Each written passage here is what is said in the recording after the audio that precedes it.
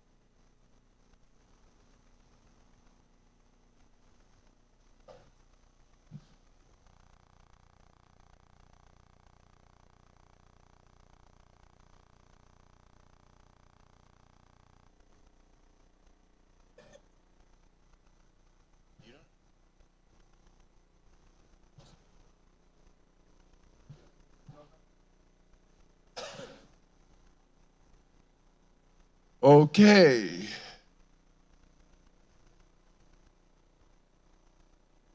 Wow. Everybody loved yesterday, I guess. Welcome, day 2. And we have exciting program today, as good as yesterday. And as Steve would say, who is awake? Only 3? Okay. Again, who is awake? This is better. Okay, so we have very good programs lined up. We have business track here, we have WP water cooler here, and then the plug-in-a-palooza here, and then we have very nice sessions in both other rooms that you can find the schedules on the sites. So here comes Steve. That is absolutely true. And thank you, Alex. Alex will be on stage here this afternoon. If you haven't been to WordCamp Orange County before, stick around for this afternoon, because right here, starting at 2:50, thank you, is Plug-in-a-Palooza. And if you haven't seen Plug-in-a-Palooza before, that is our that is a big event that we have at the end of every WordCamp Orange County. And so we've had 7 contestants create a plugin over the past 3 months. They're going to be judged here to win a prize. There's going to be 3 prizes awarded this afternoon for the 7 developers that competed in Plug-in-a-Palooza. Right after Plug-in-a-Palooza, right behind here, we're going to just move right into the Sunday Social. And so we'll have food and drink for you, and that'll be right here, following Plug-in-a-Palooza, and that's brought to us by Pressable. Want to go ahead and thank our sponsors one more time. Sorry, give me a second here. I'm moving a little bit more slowly today than I did yesterday. Anybody go to the after party last night? Yeah. All right, so I just want to give another big thank you. Hold your applause at the end for our generous sponsors. This event is not possible without our sponsors. But thank you to Bluehost, Green Geeks, Jexpack, Liquid Web, Pantheon, WooCommerce, WordFence, and WP Engine. Big round of applause for our sponsors. Our Plug-in-a-Palooza sponsor is Securi. And of course, as I mentioned, our Sunday Social sponsor is Pressable. And so we're going to get started here in about 6 minutes. In this room will be the business track. We've got four great speakers here speaking at the business track. Then we'll have lunch. And again, in this room, we're going to have a live version of WP Water Cooler followed by Plug-in-a-Palooza. In the Cove, there's a full day worth of sessions over there. And there's things going on in the discussion room as well. Any questions? Anything we can help you with? All right, enjoy your Sunday.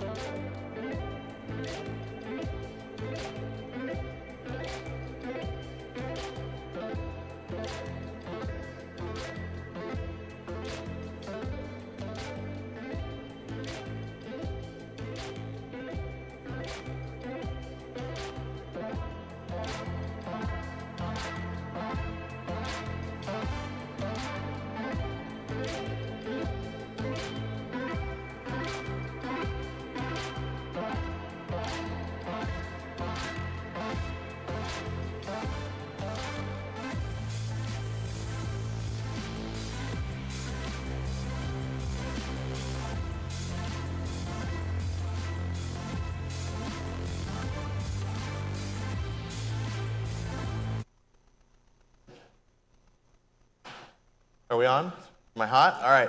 So, who's never been to the business track?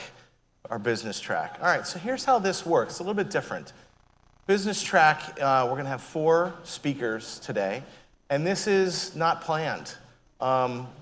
Chris didn't prep anything, right? There's no slides. I don't know what she's going to say. We haven't talked beforehand. No one knows what we're going to say. Yeah, literally no one. And so I am here just to get the information that you want out of Chris's head. And that's what this is about for the next 2 hours. So there's going to be 4 presenters, 4 speakers, and we're just going to talk. And today there's a common theme.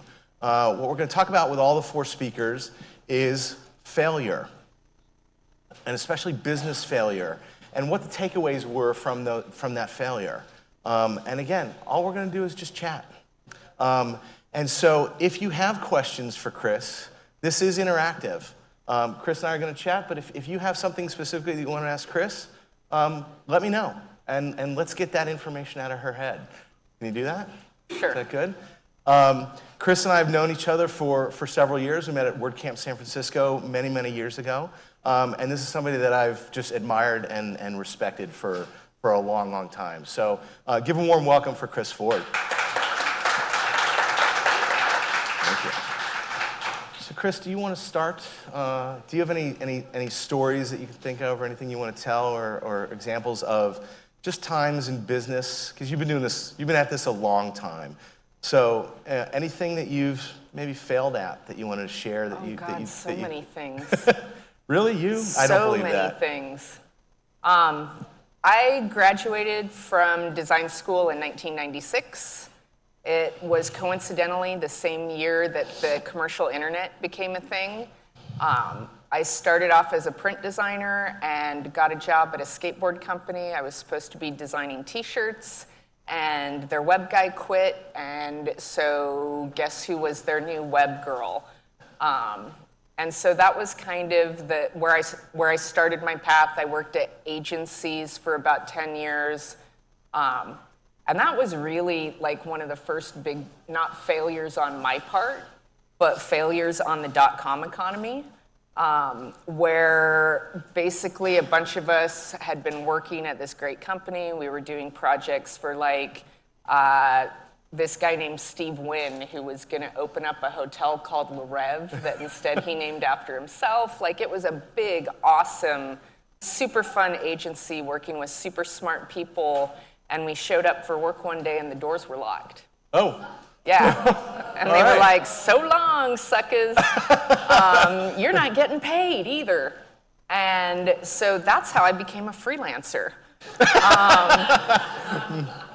And like I would say like that was the first big disillusioning failure through no fault of my own, but just kind of realizing like sometimes in bubble economies things happen, and you've got to figure out how to bounce back from them. And mine was, okay, if I can't find a job because every .com is closing and you can pick up an Aeron chair on the street from all the .coms going out of business. Literally on the street. Literally on the street. Like, because I don't know if anyone was around at that time, but they were like hiring people and paying them $100,000 a year to sit in a chair and not code, just so when people came through, it looked like you had a really big agency. And so like people were just throwing money around, foosball tables, free soda. It was awesome when you were 27. Like, it was the best job in the world until you realized they'd spent all the money on foosball tables and catered lunches and free sodas, and you didn't get a paycheck, and the door was locked when you showed up for work. So I know you're continuing the story. I want to share something along those lines really quick. I was in LA at the time, so I was in Santa Monica, was where we were located. And my buddy, Bill Reaney, he worked at a large agency, like you were saying. He quit his 6-figure job to take half of his salary and go to work at etoys.com. He was employee number 6. Anybody know what eToys is? Remember eToys? So eToys led that .com failure. That was the first one that crashed. And so everybody around him, they were millionaires on paper. They all bought Mercedes or leased Mercedes and expensive apartments in Santa Monica. And he had this exact same experience as you. He came in one day and the doors were, well, the doors weren't locked, but he came in one day and literally everybody was racing out the door with an Aeron chair on their back. So that's what made me think of that when you said that. That's how I got my first 1 gig hard drive. It was like, we were like, when we went back in to collect our personal things, everyone was like, this is my personal thing, this is my personal thing. That's about how much my paycheck was. Yeah. Awesome. Anyway, go on with your story. And yeah, so like the lesson I learned from that is the biggest thing about failure is learning to be resilient and bounce back from it. I was really bothered by it, like it really affected me. I took it really personally. And it was just an opportunity that I didn't know was an opportunity yet. Because I went on to freelance for 13 years under a variety of names as, you know, I decided the last one was really, really dumb. And so it took me to places I never knew that I could go by myself. Got it. All right. You know, you strike me, you've always struck me as somebody who's got moxie, grit, gumption. You pick a word, right? But that's what I think that it takes some of that to go through what you went through, right? And bounce back. Yeah. I mean, you just have to, there's this, does everyone know who Brene Brown is? Awesome. I would join that woman's cult. That's when I came up with I would join that woman's cult. Tell me, for those who don't know, tell. She is a shame and vulnerability researcher, which sounds like a really horrible thing to read books about. But she wrote this book called Rising Strong, and it's all about people who are resilient versus people who aren't. And I mean, I've been knocked down so many times that sometimes I wonder how I kept getting back up. Sure. And it's just what's the alternate? My dad and my mom were divorced when I was about 16 years old. And to the end of his life, he was still bitter about it and angry about it and kind of never got over what happened. And it just kind of struck me like, I don't want to live my life as someone who takes this one thing that happened to him 20 years ago or 10 years ago or 5 years ago and lets it control their life. Like, that's not the person I want to be. And so I think cultivating, you know, reading about how to be more resilient and bounce back from those things, like that's the biggest lesson of failure is no matter how many times you get kicked in the teeth, get back up. You know, the only other option is to lay down, and you don't get anywhere when you do that. And I think something else we have in common, because my parents were divorced at 5, right? And I think the people that I know that came from divorced parents have a certain independence, right? They are able to kind of figure things out on their own, you know, be on their own, be comfortable on their own, right? Because it's part of your upbringing. Do you feel like you have that same? Yeah, well, and I was 16, and my parents were both like, woohoo, they got married when they were like 17, 18 years old, so they went off to live their life, so I just kind of went feral at 16, which, you know, is not a really good time for a kid to be without supervision. I have no idea what you're talking about. And so it was, you're absolutely right, like you have to learn to figure things out. On my 18th birthday, my dad was like, here's the want ads, find yourself an apartment. And so it was like, just kind of like, I have to figure it out because there's no real safety net there. Like, there is no lay down because there's really no one to come up behind you and pick you up. Got it, all right. I'm gonna keep going unless anybody's got, yes, Sam has a question for Chris. Hi, Sam. So, going back,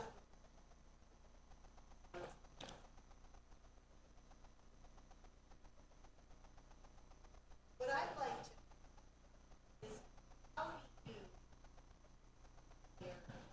What is it to yourself?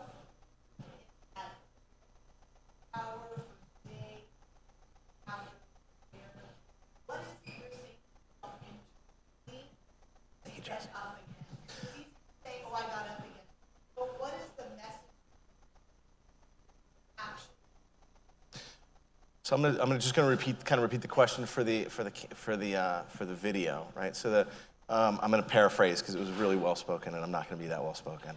What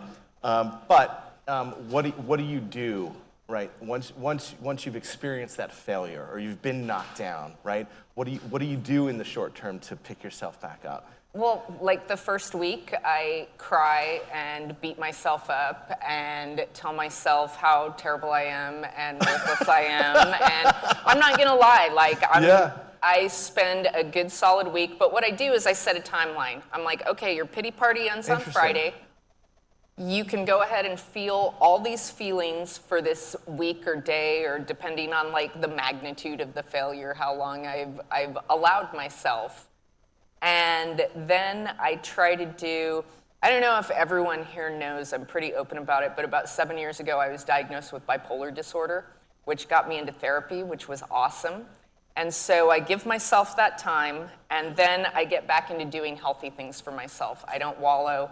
I get back on a schedule, even if I don't feel like it. I force myself to get out of bed. I force myself to take a shower and get dressed. I force myself to restart Brené Brown books so that I can start like putting those positive words. She has this thing where she's talking about shame, and there's a difference between shame and I can't remember what the other one is off the top of my head, but shame is telling yourself that you're a bad person. And you're not a bad person, something bad happened to you.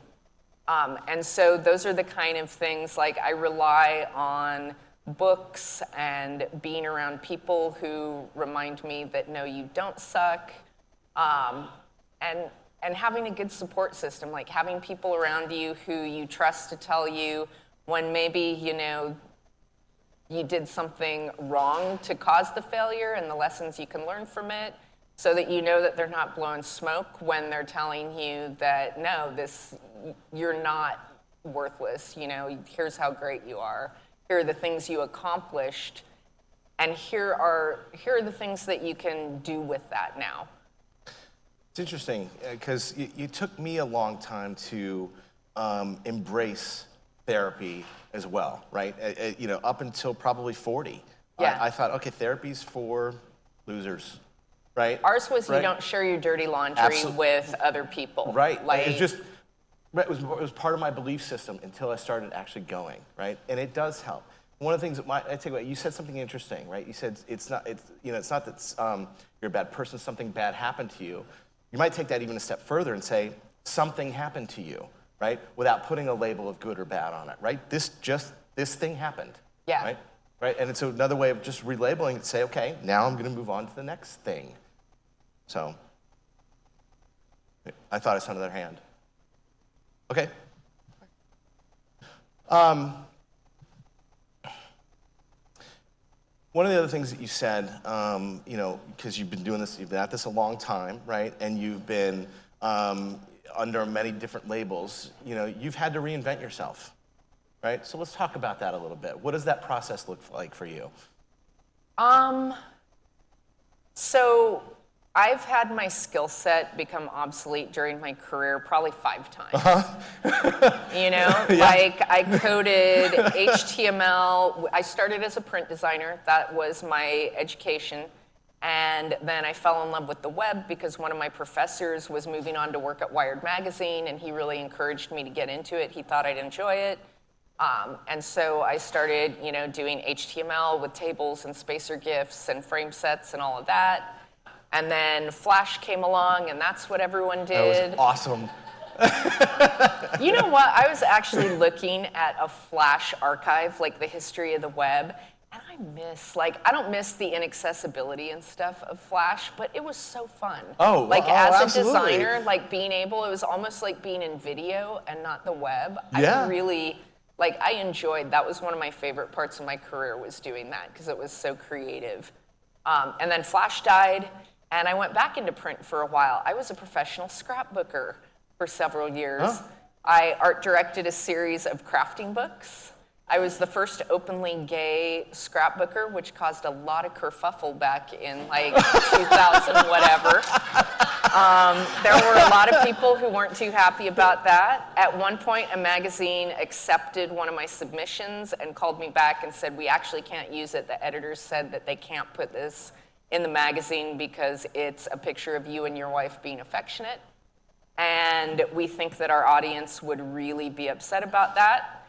And the last thing I ever had published in a magazine was in a June wedding issue of our Marriage in Canada when it became legal.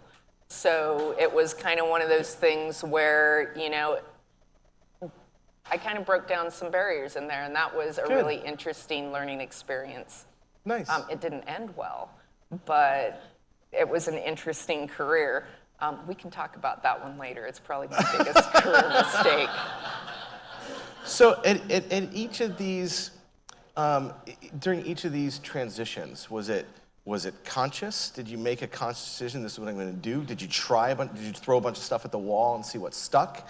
How did it work for you? I was always kind of like looking ahead. Like when I saw Flash coming out, I made it a point to learn it because I just had a gut feeling it was going to be a big thing. So I've always just kind of looked at like, I get bored really easily. And so when I do something for a certain period of time and it becomes routine, I start looking around for something else to do. So either looking ahead to what new technologies are coming out, or I'm really bored and how do I not be bored? And some things have just been random opportunities. Like that whole scrapbooking thing, I had gone to a craft conference to go look at paper and hang out with one of my friends who was in the industry. I met some random guy and we started talking about the difference between Charles Anderson and Charles T. Anderson, which if you're not a designer, you would not know about, but it was a very spirited, like hour-long conversation, and a week later, I left my job making Rainbird timer demos in Flash, which was hellaciously boring. Rainbird, the like sprinkler the sprinkler, system? Okay. yeah, I would like draw 3D things and like animate them in Flash to show you how to program your sprinkler for years. Wow. And so it was just this random opportunity, like, hey, how would you like to, our designer of this series of books is leaving. Would you like to art direct him? And so it was just like, yeah, I'd like to do that. And it was actually at this time where we were transitioning to CSS, and I wasn't really comfortable with it, and this opportunity came along, so it was like, okay, I don't have to learn that, I know print, and it sounds interesting, so I just randomly picked a path. So yesterday you were giving a discussion about project management, right? About process, right? Do you find that of all these things that you've done, you've carried certain skills with you through all of them? Oh, totally. I was saying in the thing yesterday that my project management philosophy is I want to be the project manager that I wish I had when I was a designer or working for brands or, and a lot of what I've learned just working at agencies and working as a freelancer with clients doing project management and a lot of the UX and UI skills I learned and like iterative thinking and all of that design thinking that everyone talks about, like I totally inform, I'm designing experiences for our clients right now. And so everything I do, I think about through the lens of my user experience brain, where it's like, how can I improve this experience? How can I iterate on it to make it better? And so I do that for both our clients and our internal team. Like they have a user experience on it too. So everything has definitely, like in addition to the failures, but just like the hard skills I've learned over the course of the years have informed every new position I've taken. Cool. You have questions? You're nailing it. They have absolutely no questions for you. So, of all the client experiences that you've had, all the clients that you've dealt with since 1996, right? All those interactions with internal clients and external clients, everything has always gone 100% perfect. Yeah, totally. Great. I'm All right. awesome. Questions for Chris? No. Tell me. Yeah, actually, no. I was kidding. Give me 1 second. Give me 1 second, Mike. So, tell me about a project that you can remember, because I know there's the one, right, that just completely blew up, whether it was in your control or out of your control. Oh, God. So many. And you don't have to name names.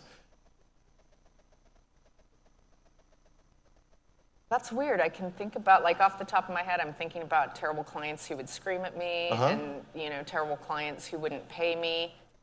And I'm like, oh, I was working on one project with a horrible project management system. I did not know what I was doing yet. Okay. Like, it was all spreadsheets and Google Docs, and I had binders with my information in it. Nice. Like, that bad. Yeah.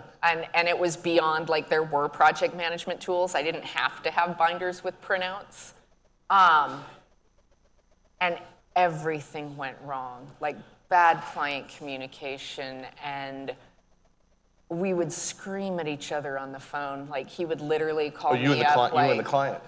The client would call me up and just, like, verbally abuse me. And apparently he did it to his employees too, and none of us really talked about it, but just not a very nice guy. And it was just the most horrible experience, missed deadlines.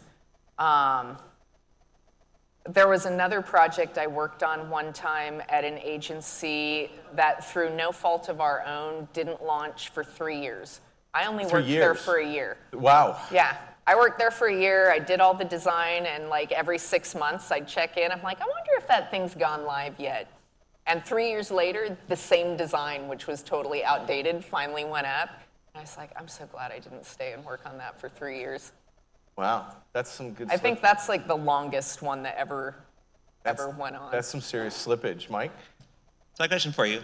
So over the years, as you've been working for agencies, but also working freelance by yourself, as you're changing your skill set and changing things around, do you find that when you're working as a freelancer, that, you know, the freedom that comes with that and the flexibility versus the stability of working with an agency, do you kind of go back and forth between those of like, oh, you know, I kind of miss that flexibility and start to lean more one way or the other, or, you know, like, what do you feel about that? And as a follow-up, is there stability working for an agency? There is definitely more stability working for an agency. Okay. Health insurance is awesome. Vacations that someone like pays you for are awesome. I'm really, really fortunate. About 4 years ago, I think it was that long, my friend Chris called me up and he said, I want to talk to you about something, don't hang up the phone. Which is always a great way to start That's a how he conversation. starts all of our off. conversations too. Please don't hang up on me. And I was like, okay. And he said, an opportunity has come up. It is totally not what you do, but I think you'd be really good at it. Would you like to come and be a project manager at Crowd Favorite? And so I said, yeah, you know, I had kind of gotten to a point where I felt like I had gone as far as I could as a freelancer. Like, there was kind of a cap on the projects I could take unless I wanted to become my own agency. I am very not, like, I'm not really good at forcing myself to do things. I'm the person who, as a freelancer, is like, let's go to Target this afternoon. That sounds fun. And then I stay up till 4 o'clock in the morning catching up on work. So I was really burned out on just the constant grind. And so I was like, yeah, sure, that sounds like fun. If it, you know, isn't a fit, it isn't a fit. So I went and got a crash course in project management. And after about a year, I was like, well, I don't know, man.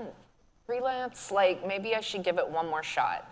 Like, I was having this crisis where being a designer, I felt like wasn't my job. It was really a core part of who I am. Like, that was a really important part of me. That's how I self-identified.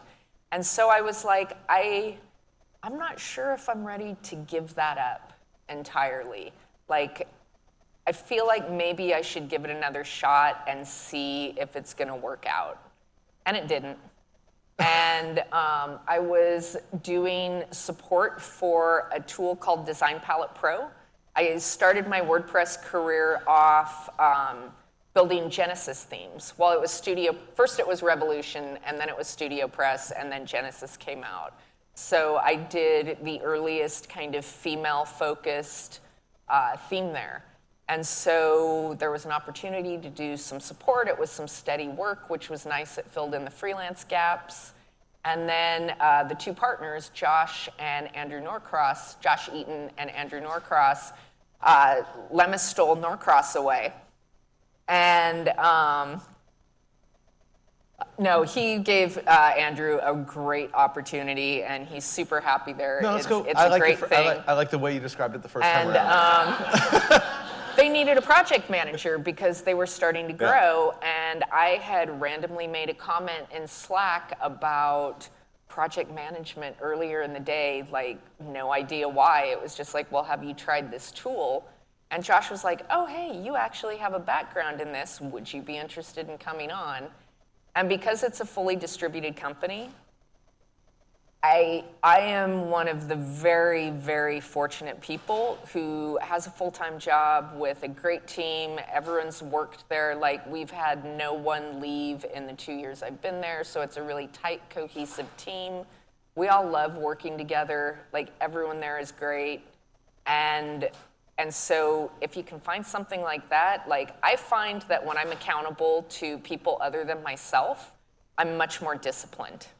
Like, it's much harder for me to blow something off when someone else is waiting on it. I don't like disappointing people. So it's great for me. Like, it's a good structure for me to stay disciplined and get things done. And but it's really like what works for you. I personally, I could never commute again. Like, the idea of having to get in a car and spend 45 minutes going someplace to talk to people on Slack all day, I can't do it. Yeah. Well, I think we'll end there. Thank you very much. Oh, Big round of awesome. applause for Chris Ford. Thanks, everyone. Thank you so much. We will take 5 minutes and we'll be right back with Nathan Ingram. Thank you. All right, Switch mics, thanks. I'm glad you got the mic. Perfect. Yeah, sorry.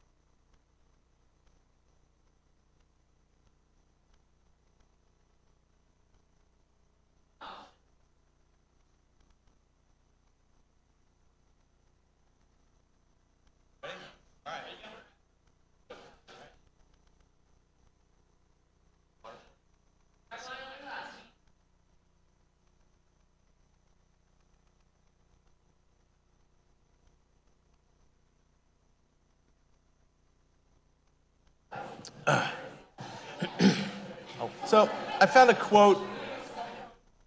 That I liked this morning that I thought I'd read. This is by Henry Ford.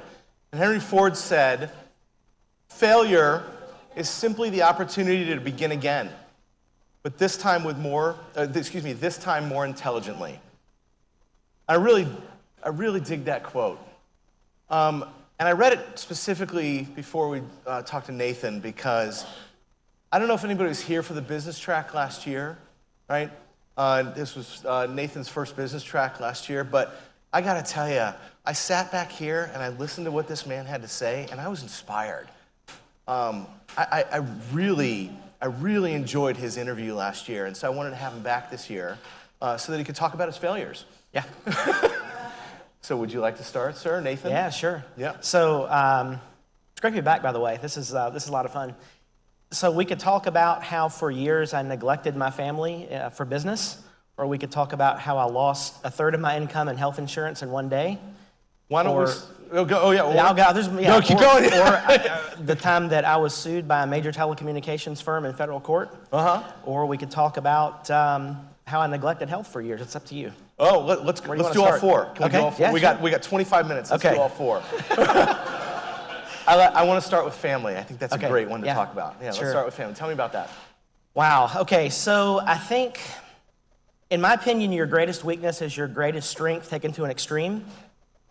So, I'm a helpful person. I love to be helpful. I love to see other people grow, and I love to go all in helping them do that, right? So the downside of that is, for years, I received affirmation and my, self-worth from being recognized as the hero by clients, right? I don't know if anybody else struggles with that.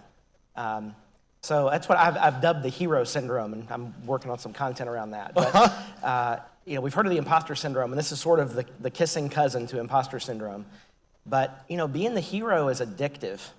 And for years, I would work late, drop everything, anytime a client would call, email, whatever, because I wanted to be the hero. I wanted to be seen that way in the client's eyes. And for some clients, it's not as bad, but there are other people, other clients who will suck the life out of you if you let them, right? They will take advantage of that and will not think twice about it. And these are people who can never ultimately be pleased. And so for years, I struggled with that. And so, what's the flip? How do you stay the hero, right? Because it is a good spot to be, and it's good for customer service, and it's good all around.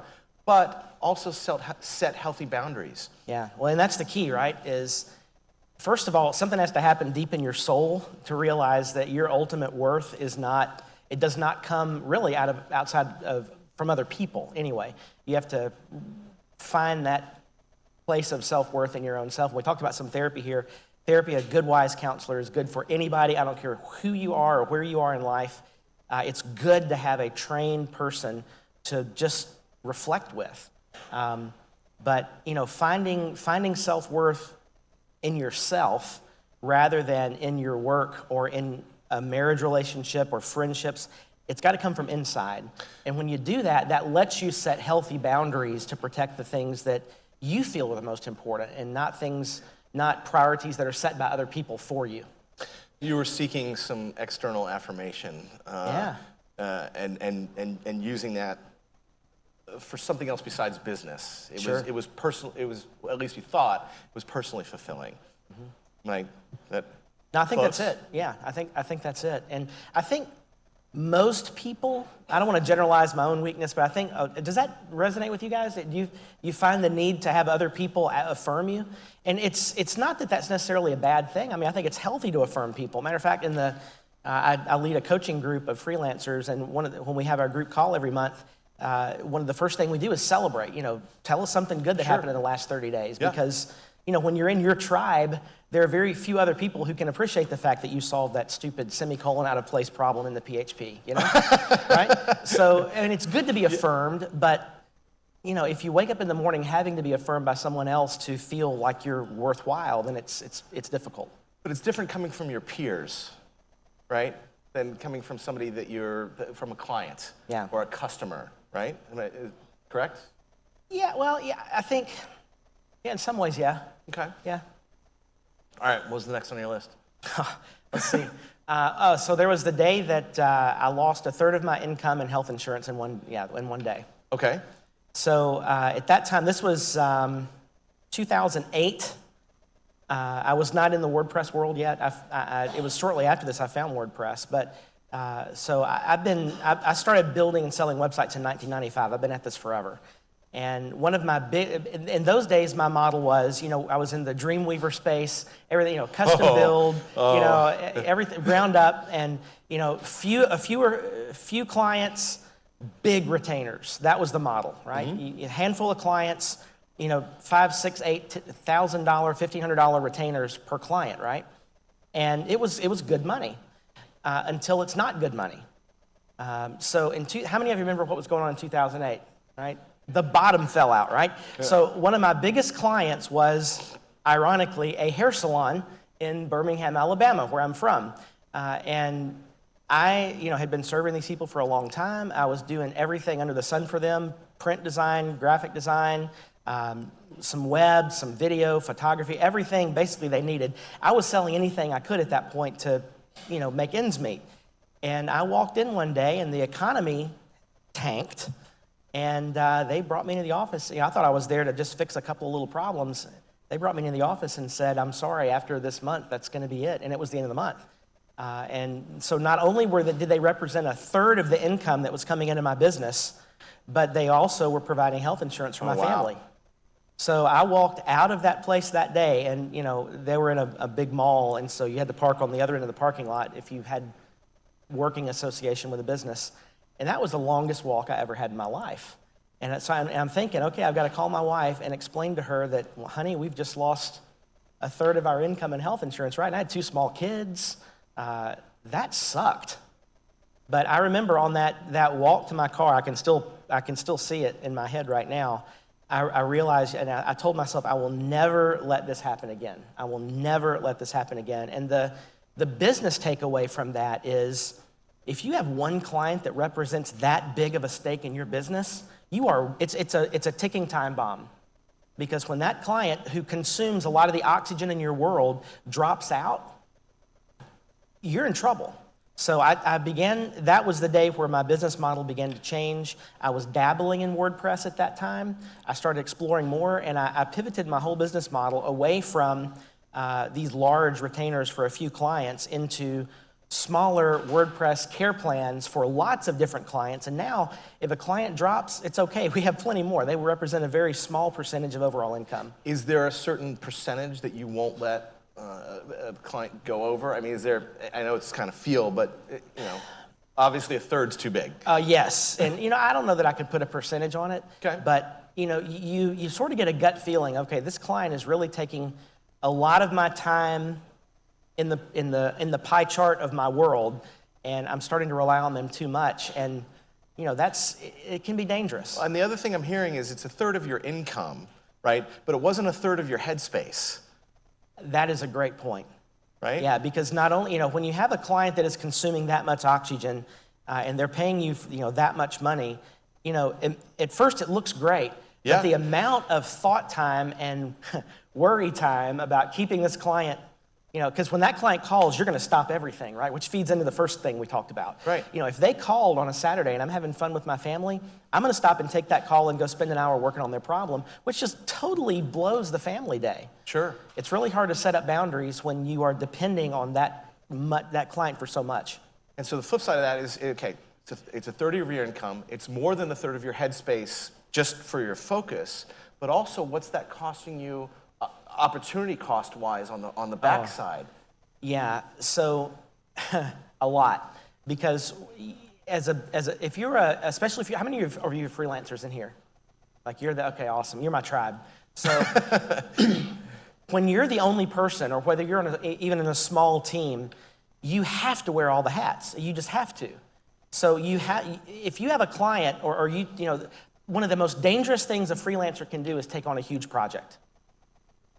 It is, and that sounds crazy, but if you have a project that's going to consume your life for 6 months, it looks great because this big pile of income comes in, But guess what? You're probably not going to have the time to do the marketing and networking and whatever. So what happens at the end of that 6 months is cash flow goes to zero, right? Unless you have a really good, healthy, recurring revenue stream. So it's incredibly dangerous. If you're not you're letting one client consume all the headspace and you're not balanced in all the things you have to do in your business, you could put yourself out of business. Yeah, that's a great point. Great point. Real quick before we go on to the third story, right?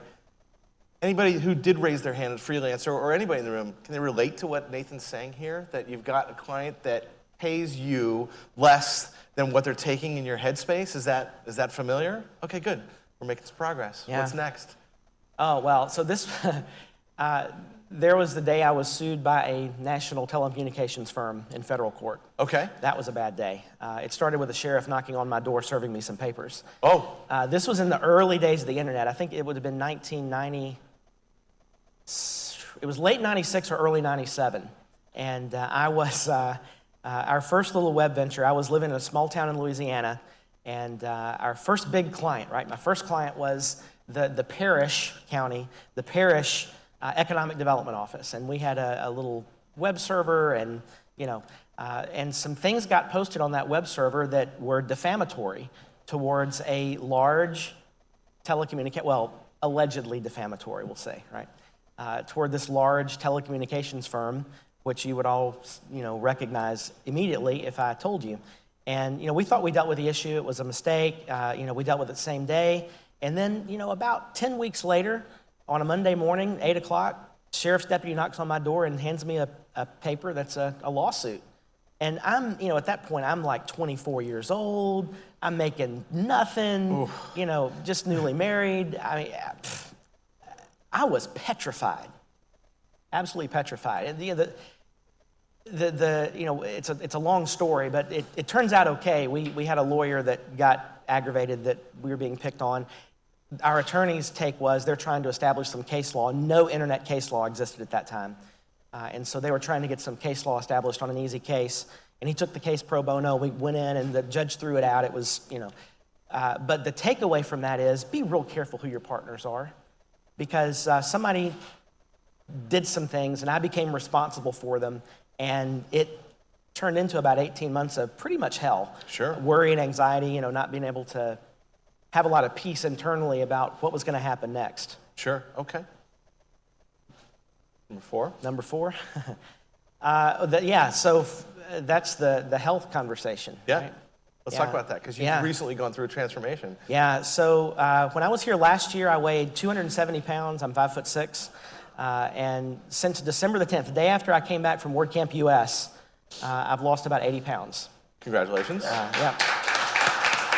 And so it's hard when you work behind a desk all day, right? It is hard to focus on health.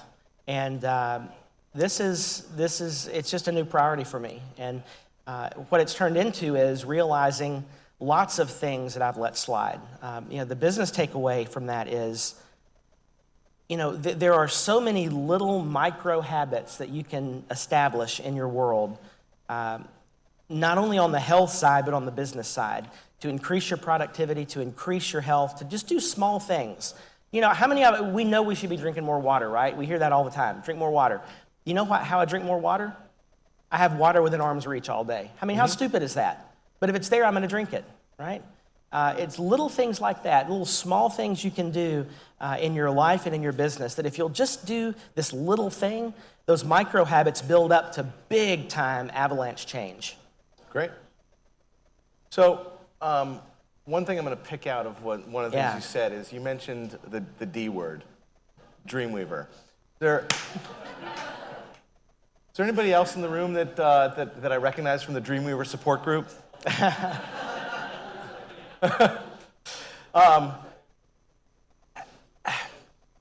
You've been building websites for as long as I've been building websites, right? I started my company in 1995. You started selling websites in 1995, right? And this is a little bit off topic, but how did you make that transition from building everything by hand to this, to WordPress, to content management system? Okay, this is such a fun story. Yeah. So I did a talk in Jacksonville 2 years, it was last year, And it was in the Gutenberg crisis, right? We all survived that, right? The sun came up after WordPress 5. It was like Y2K all over again. Gosh, it really was. So, I hate WordPress. That's perfect for the video. Can we get that snippet on Twitter? I had a big slide that said, I hate WordPress in this talk. And those words came out of my mouth in 2008. I hate WordPress, it's going to ruin my business. Okay. Which is ironically what people said about Gutenberg last year as well, right? Yeah. And it was in that phase of my life that I described earlier, where I was all in on Dreamweaver, all in on several good clients, big retainers, and here comes this WordPress thing, and it lets people edit their website. They are taking away my ability to sell this thing that I do, right? And so it required a major pivot. And it took some time for me, and that was actually that story that I told earlier that was the pivotal change for me of realizing this model that I had is not sustainable anyway. People want to be able to edit their websites. Well, some do. How many of you have WordPress clients that never log into their website anyway? Yeah, me too. But, that started the process. What really sold me on WordPress was we were building a site for a client who needed a dealer locator. They had a product that was going to be in dealers, and I reached out to my developer, and it was going to be about $1,800, $2,000 to build that by hand. And then I found a WordPress plugin for $39 that did it already. And I thought, there might be something to this, because that's a lot of margin. Yeah. You can just buy this and install it, and it works, right? So, and then I slowly discovered the WordPress community, which is the best part about WordPress. And realizing not only are there people who have probably already thought about problems that I already have and likely already have a solution, but there's this immense community of people who are just amazing. I've had the privilege to be at over 50 WordCamps so far across the United States and Canada, and it's everywhere. Every WordPress community I've ever been in is amazing. Just people who are willing to give, willing to share. I mean, here you are, you're standing up here sharing. It's an amazing thing we have the privilege of being part of. Cool. All right, we got questions for Nathan. We covered a lot in a short we did. time, but I guess you covered it all. Got it. Oh, back there. Hang on. One sec. How did you lose the 80 pounds? Go ahead. How did I lose the 80 pounds? It's a plan I'm on. It's based around eating every 2 to 3 hours a small meal and then one meal at night, which I'm happy to talk to you more offline if you want to do that. But like everything else you talked about, it sounds like even your health needed to be a process. That's it. And so I watched a friend of mine who is my health coach drop 200 pounds. Easy. Well, I say easy. At least 200 pounds. And kept it off for a few years. And I finally talked to her, and I watched some other people she was helping do the same thing. And I'm like, look, is this a plan that's easy enough where I could stick to it and follow it? Because I'm very much a process person. I have a checklist for, when I go to a WordCamp, I got a checklist in Trello to plan, to make sure I don't forget stuff. If it's got a checklist and a plan that I can follow, I'm going to do it. I'm going to execute on it. And that's what this was. It was an easy plan, to follow that, it's a process. And really, that's no matter what you do, if you can figure out how to turn that into a process that you can follow and just be accountable to that process, you're gonna be better. So different question. One of the other things I was thinking about is you're telling all these stories, right? One of the things that, and it's wonderful that you've shared everybody your experiences because they can take away from your experiences, hopefully learn from what you've gone through. But is there a way when you're in the moment, right? Especially with your family, right? And that resonates with me because I've been through that before as well. Yep. It's hard to recognize that you're neglecting something, right? You're neglecting your family when you're in that moment. You can't see it, right? It's almost as if you got blinders on, right? You can't see it. Is there anything that you've discovered over the years that you can kind of step outside of that moment and say, okay, I need to shift something or do something differently? Is there a process that you've discovered for that? Oh, man. Okay, yeah. So I'll answer that two ways. first, inside yourself, you have to be willing to be wrong. That's a great takeaway. Pride is the enemy, Huh? right? I mean, you can learn that from lots of sources, from the Bible to Greek mythology. Hubris gets you nowhere, right? Sure. If you're not willing to be vulnerable and teachable by people, first of all, you're a jerk. Second of all, your success will be limited. You have to be open to be instructed by people. The second thing is you have to have people in your life who have the privilege of calling you out on stuff. You have to have relationships. Mine starts with my marriage and then a couple of close friends who have the open door to say, you're really missing it right here. Because we can fool ourselves into anything. We can talk ourselves into anything. You can make excuses for anything. We can fool ourselves very easily. So you have to have somebody on the outside looking in to say, you're really missing it right here. And you need to change this. But then you have to be humble enough to say, you know what, you're right. Yeah, good life lesson. Yes, one more, Jesse.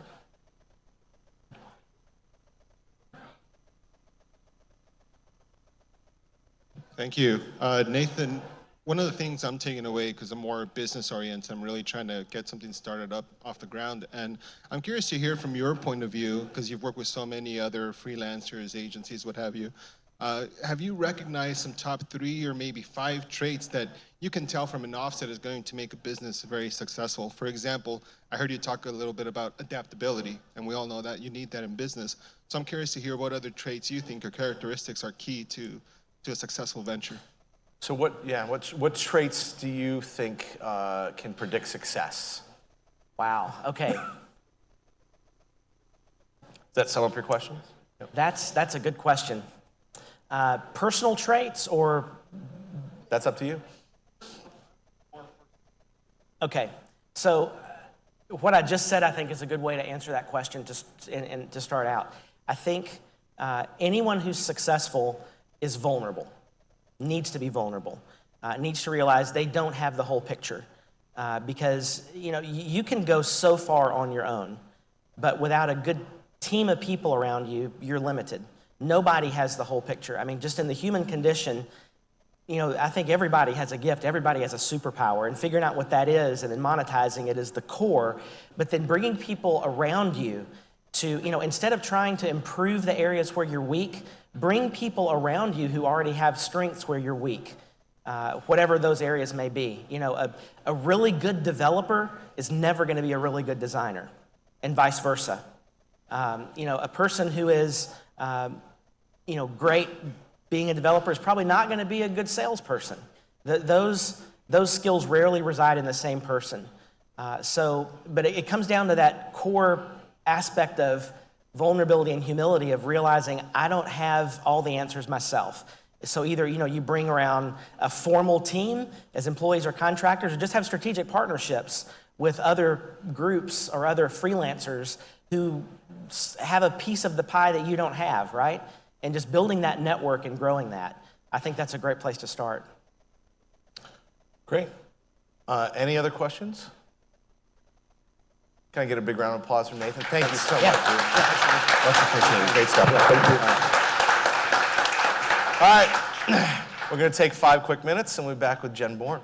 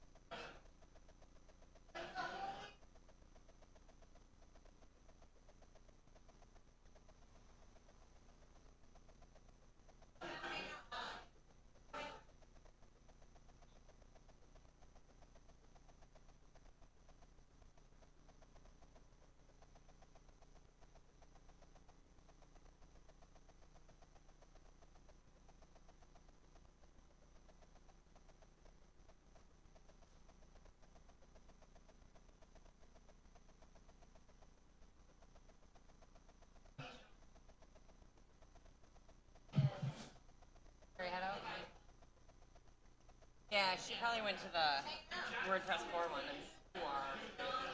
Yeah. 1056. 1058. What? Yeah, up there.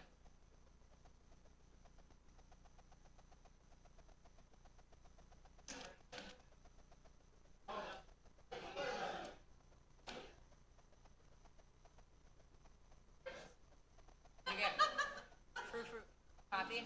Yeah.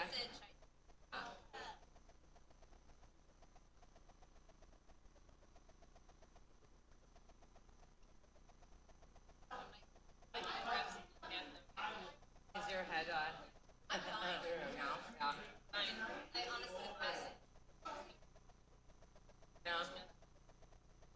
Yeah. Yeah. Thank you.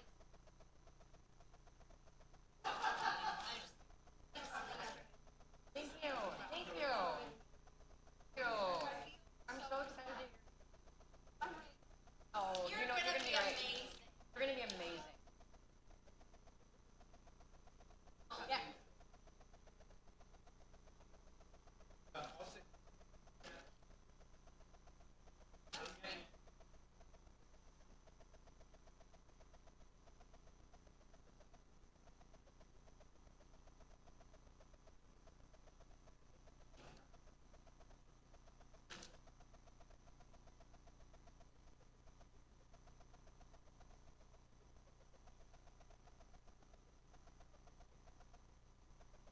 Where are you guys going?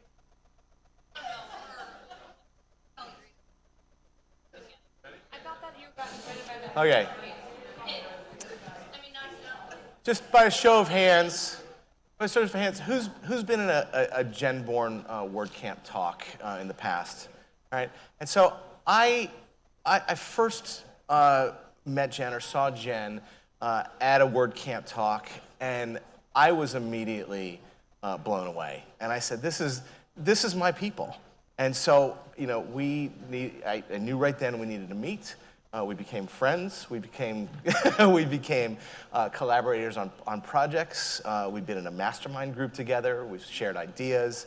We are simpatico. And so I really do have a true respect for what Jen does, what she's accomplished in her business, what she's done over the years. And so I'm going to turn things over to Jen to talk about sometimes that you have failed in business and what your takeaways were so that we can all learn from that. Welcome.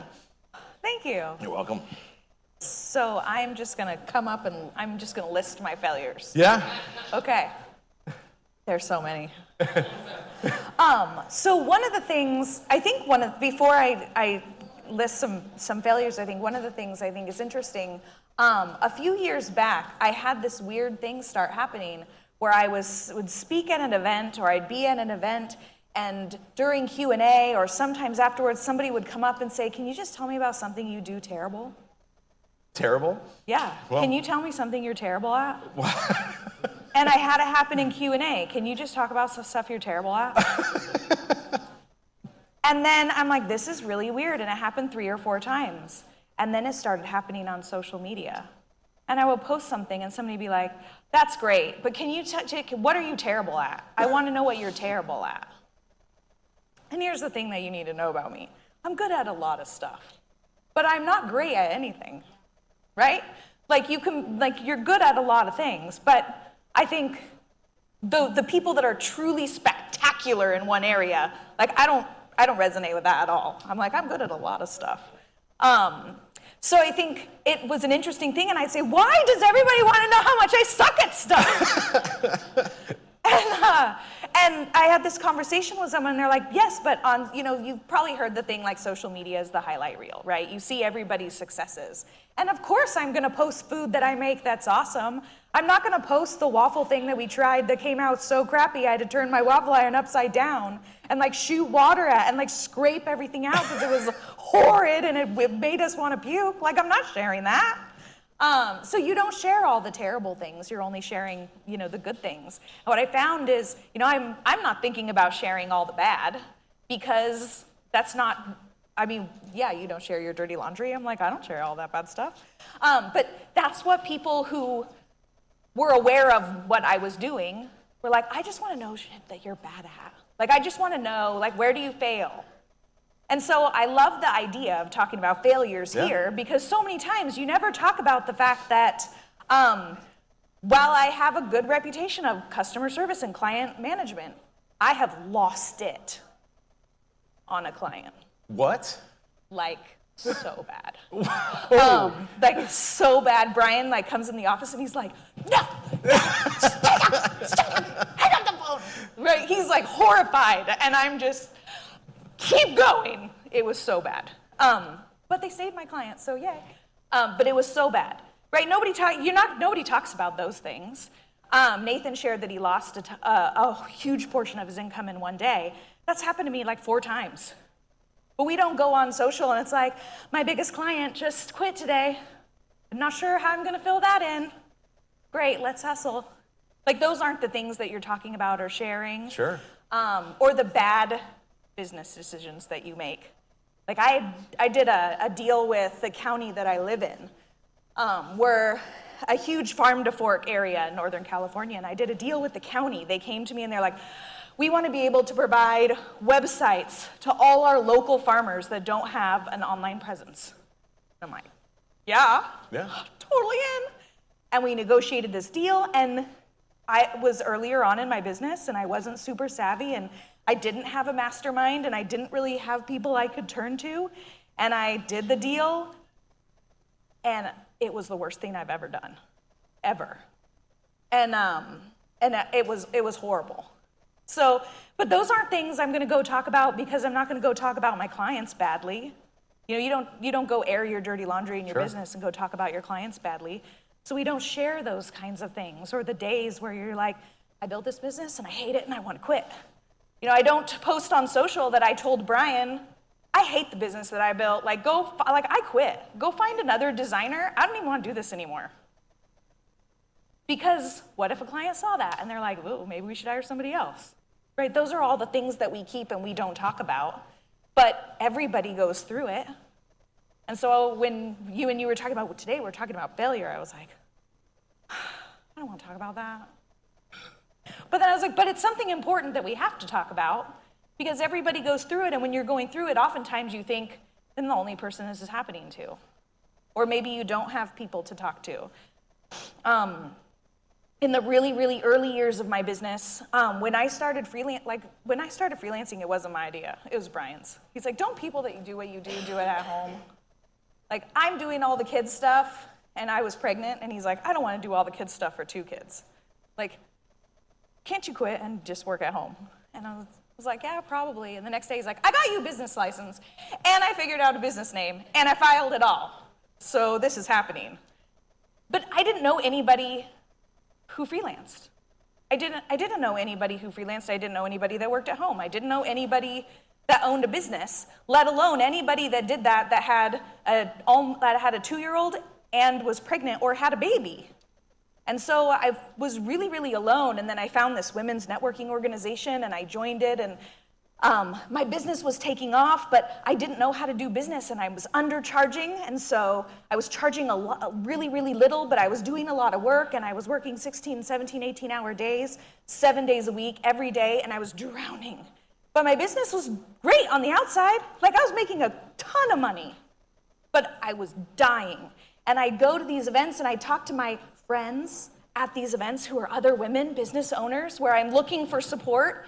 And they're like, how are things going? And I'm like, well, my business is amazing, but like I have too much business. Or like, I'm not, like if I take less, like I need this to pay my mortgage, but like I'm not sure how to handle what's going on. And they say, oh, gee, we wish we had your problems. Shut up. Right, like they just were like, oh, like there was no one to turn to at the time. Right, and I think a lot of people get stuck in that spot at some point in your business. Right, so I've gone, I mean, Born Creative is now, this will be 14 years in July. Congratulations. Thank you. Mm-hmm. But I've been doing this it'll be 21 years that I've been in this career. And it's, I think, I always say, I'm like, every bad decision you can make, I've totally made. So ask me all the things. So, a running theme I've heard today from you and the previous speakers is about developing a support system, right? You talked about burnout, right? You talked about being alone or feeling alone, right? And so, and you went and you sought out a support system. Ultimately, what became your support system? That is a really good question. The very first place I looked for a support system, I paid a crap ton of money to join an online mastermind program facilitated by a business coach. Okay. A really, really well-known one. But it was a multiple five-figure, like it was expensive. Okay. I think the first one I did, it was 30 grand. And I was so desperate to have somebody I could get support from, or a community or a group to have support from. I was like, yes, let me give you your money. And she promised all the things. And it was terrible. Worst loss ever, most painful loss. I ended up getting half of my money back, but that was a $15,000 loss. Sure. But I was so desperate for that, right? And I still believe in that process, so I did it again, but with somebody else. Still a big investment, and that one was a huge success for me. Okay. I found women who owned businesses and had kids, and I found people who were doing the exact same thing I was doing in other industries, and some in the same industry. And finally, I felt like, oh my God, I can talk to somebody about how I don't even know how to price my services right. And they're like, oh, well, I was in that boat too. Let me tell you how I fixed it. And it was amazing. So that helped a lot. And then the second thing I realized is I need help in my business, right? You can't do everything. And I was at a point where I was thinking, I need to either hire somebody but I had no systems in place. I had no process in place. I'm like, I'm going to hire somebody. What am I have them do? I don't know. I have nothing to be like, here, do this. I had nothing like that. So I'm like, I don't know what to do. And I had seen an ad from Infusionsoft that's like, the Double Your Sales Tour, replace an employee with software. And I'm like, what? Bought the ticket, flew down to LA, sat in the room, and I'm like, replace an employee with automation? Done. Bought the software, and I automated every single thing that you could possibly think of in my business. Like, everything, I'm like, document it, write it down, put it in a process, automate it, set it up, and I saved myself 50% of the admin time I was spending in my business. Really? And it was amazing. And I got through. The admin time, is that what you said? Okay. And that inspired me to look at other avenues of my business of where I could create systems and processes and things that could save time to delay me having to bring in somebody else. After that, my developer got super flaky because I'm a designer by trade. My degree's in print design. My developer got super flaky. Brian needed to make an exit out of the fire department. He had already been looking to make an exit, but he got cancer and needed to make a career change because the job tried to kill him. And he's like, I think I could do that. I could probably do that. So he taught himself development, and Brian came in to my business as my developer, and eventually I was like, my bio forever was like, Jennifer hired her husband to be her boss. Stupid decision. Because I always joke, I'm like, I brought Brian into my business to do everything I don't like to do. And for years, he always joked, he's like, my job is just clearing a path to get stuff out of your way so you can do things. And that made a huge difference. There were lots of tears in the first few months as he wanted to change all the things I had been pouring all myself into. Yeah. And I had to realize, like, some of the changes that are being recommended are in my own best interests, but they're things I couldn't see because I'm like this, right? You're so close to your own stuff. So bringing in a business partner, we happen to be married, so that was easier, made a huge difference. But also at the same time, you're being married to your business partner, they have some objectivity issues sometimes, right? So our mastermind, right, that we had, other things like that, having trusted people in the community, like most people know, Lema and I are good friends, and like, I always know, no matter what is going on in my business, if I'm stuck, if I'm like, crap, I don't even know what to do here, if I have a question, there's always somebody that I can call and say, I need a different perspective, right? I need something. Like I could call you, I could call Chris, I could call Sean. Like I have, like having a group of people that you know that would never utter a word of that to anybody, that have got your back no matter what. There's something about that that's just like, okay, you got this, right? Or if something does go south, you've got people that can help pick you back up. Sure. Yeah.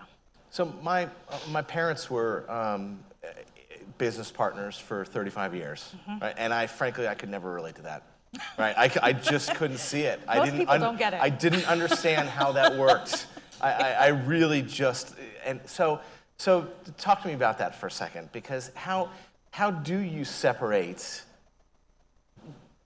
running a business together and then running a family together and then being a couple? How do you separate those things? So we manage our kids and we manage our clients and we manage our relationship all in the exact same way. Same process, basically. It's all very similar. We always joke managing your clients is like managing your kids. But so it is a lot easier for me to separate things than Brian. Okay. We no longer work together, in case nobody knew that. He left me in January. He abandoned our company to go work somewhere else. So I'm back on my own. But for the years that we worked together, people would always be like, how do you do that? And I'm like, we have separate offices in our house, so we don't share space because I am messy and he is not. So we have separate offices. We both work with headphones on. And I'm like, if I need something from him, I'm like, hey, dude, I need this, send it to me. And he like sends it over. Like we come out of our office at lunch. We're like, hey, he's like, what are you making me for lunch? But to be fair, for the first 13 years we were married, Brian did 100% of the cooking, all of the cleaning, and all of the laundry, and all of everything. I did nothing. That's a good catch. I'm like, my mom did everything for me when I was a kid. Why should I do it as an adult? And Brian did everything as a kid, and I'm like, just keep on doing it all. But when he got cancer, there was really nothing I could do for him except make food. And I was terrible at it because I didn't know how to cook, but I learned how to cook. Yeah. And then he was like, now that you're decent at this, I think I'm done. Like, I did it forever now it's your turn. So now he's like, if I don't cook, we're going out. But we've had conversations. Like, I tell people, working together for us was never a big issue. Like, we've always done everything together, and some of it might have been we got married the day after I turned 20, so we were babies. And I say, like, I kind of grew up into adulthood we grew up together. So we've always done everything together, and business was no different. But there were days where I had to sit down and tell Brian, I need to feel like a wife and not a coworker. Like, you've been really busy, I've been really busy. Like, business has been taking up all of our time. Like, we haven't had a date night in a while, and I'm starting to feel like a coworker and not a beloved wife. So take me on a date, right? So we had those moments where it's like, and some of that is open communication. Like and he's like, oh my gosh, yes. Like, yeah, we've been going crazy. Like, it's busy. I'm sorry. Like, it's a little harder for him to shut all that stuff off. It just is. Yeah. It's his personality. So date nights were something that we started doing, and I don't post all our date night selfies anymore because it was irritating people. Because we do date nights more than anybody else I know. So we do date nights at least once a week, sometimes 2 or 3 times a week. Good. But we go to the bar and we go to shows and we see bands and that's what we do. But we get out of the office and we leave all the stuff. When you work at home, for us, it was like we got to leave home. Like, I am in an office, I close my door, and I'm like, I'm done. But Brian has the whole entire front half of the house now. So, but it's the front half of the house, like there's no closing a door. So for him, it was harder to let all that go. So we're like, nope, we gotta leave the house. Let's go out to dinner, let's go see a band, let's go to the bar, let's go hang out with friends, like, let's get out. And that's made a huge difference. The 2 things I'm thinking about, come to think of it, my parents had separate offices. Yeah, Which is probably, I mean, they had 2 very separate offices. I tried to get Brian to share my space at one point, and he was like, are you crazy? Are you crazy? But no. to reflect back on something that Nathan said, it sounds like what the key to making this work, making what you made work, was open communication, right? On both sides, right? Oh yeah, and with our kids, the same thing. Like when I know it's gonna be a particularly busy week, I have big deadlines, Brian has a lot of meetings, like we've got stuff going on at the beginning of the week, sometimes we'll say, all right guys, this week's gonna suck. Like, we're probably gonna work some late nights, we've got some big deadlines, like, you're on it, take care of your, like, you have to take care of your stuff this week. When they were really little and they couldn't understand all that, like, we have always been super open with our kids. They know our finances, they know our business status, like, they know everything. Everything that we know about our existence of our family, they know. And when they were really little and they didn't understand all the things, like when we relaunched the Born Creative website in 2014, we're like, we are gonna knock this out in 1 month. But we're gonna be so busy. Like, if you guys can be good, and you can do all your homework, and you can handle your stuff, and you do not make our lives hard at all, like when we're done, we're gonna go to Disneyland for a week. Like, we're gonna go for a week, we're not gonna bring any work, it's gonna be awesome. And so for the whole month, we've always said, school's your job, our business is our job, right? So you do your job, we're gonna do our job, and at the end, we're both gonna get an award for doing a good job, and we're gonna go on vacation.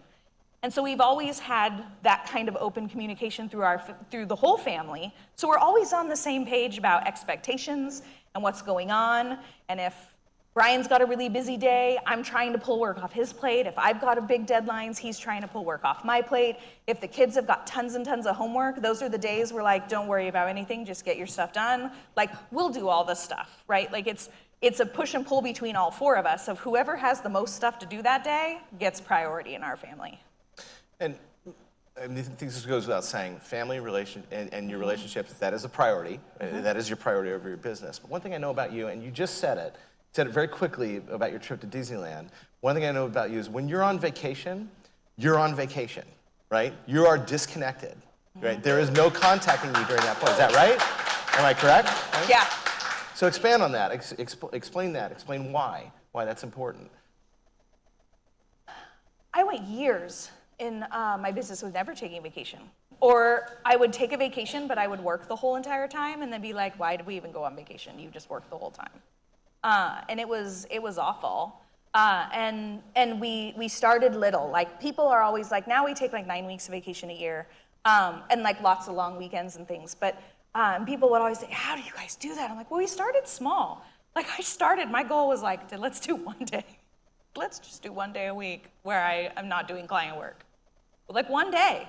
And then it was, let's try to go the whole weekend without doing client work, right? And then the next was, let's try to stop at 5 every day. Like, that was a big deal for me. And then it was, well, let's try to do a 3-day weekend.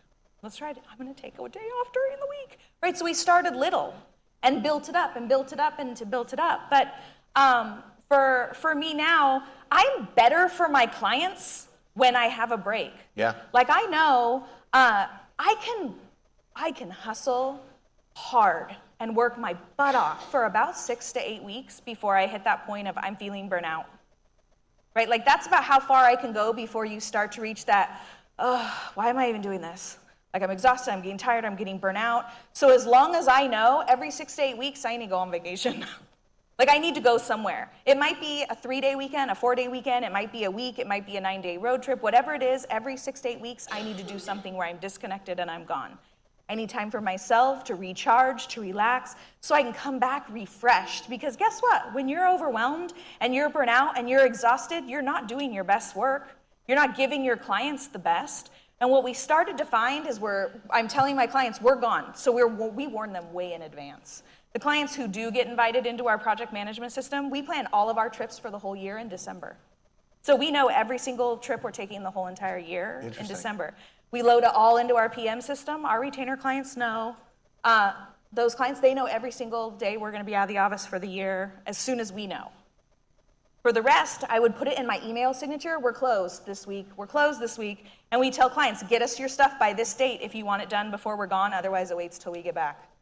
And it would give them these mini deadlines that all of a sudden, everything would start getting it done. So my vacations would give clients all these mini deadlines, because you know when you leave, all of a sudden, every single person wants everything done they've ever wanted in their entire life done before you go. So all of a sudden, all these mini deadlines, my projects were getting done faster because I was out of the office and unavailable. So I was doing better work. My clients were getting their projects done faster. And what's funny is some of our best clients started scheduling their vacations the same weeks that we were gone. Wow.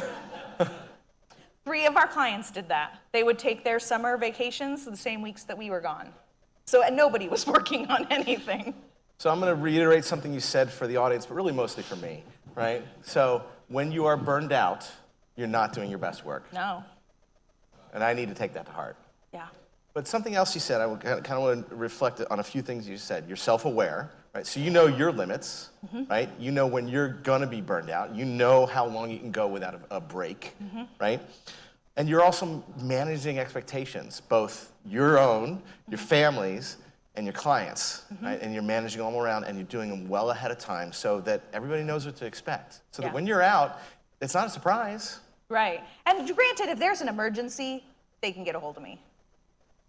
But I haven't had that happen. Good. The one emergency happened while we were on vacation once. It was with our own site. So that was it. We haven't had to deal with it. All right, we've got time for a couple quick questions. A hand went up over here first, so let's start over there. Oh, no, good. I'll get you. I'm a project manager fangirl. What's your system? My project management system? The We one use you keep Basecamp. talking about. Oh, well, I use Basecamp, but the client management and system that I create is called Profitable Project Plan. And it's just one that I created for myself. But the software that I use is Basecamp. Basecamp. Yeah. Okay.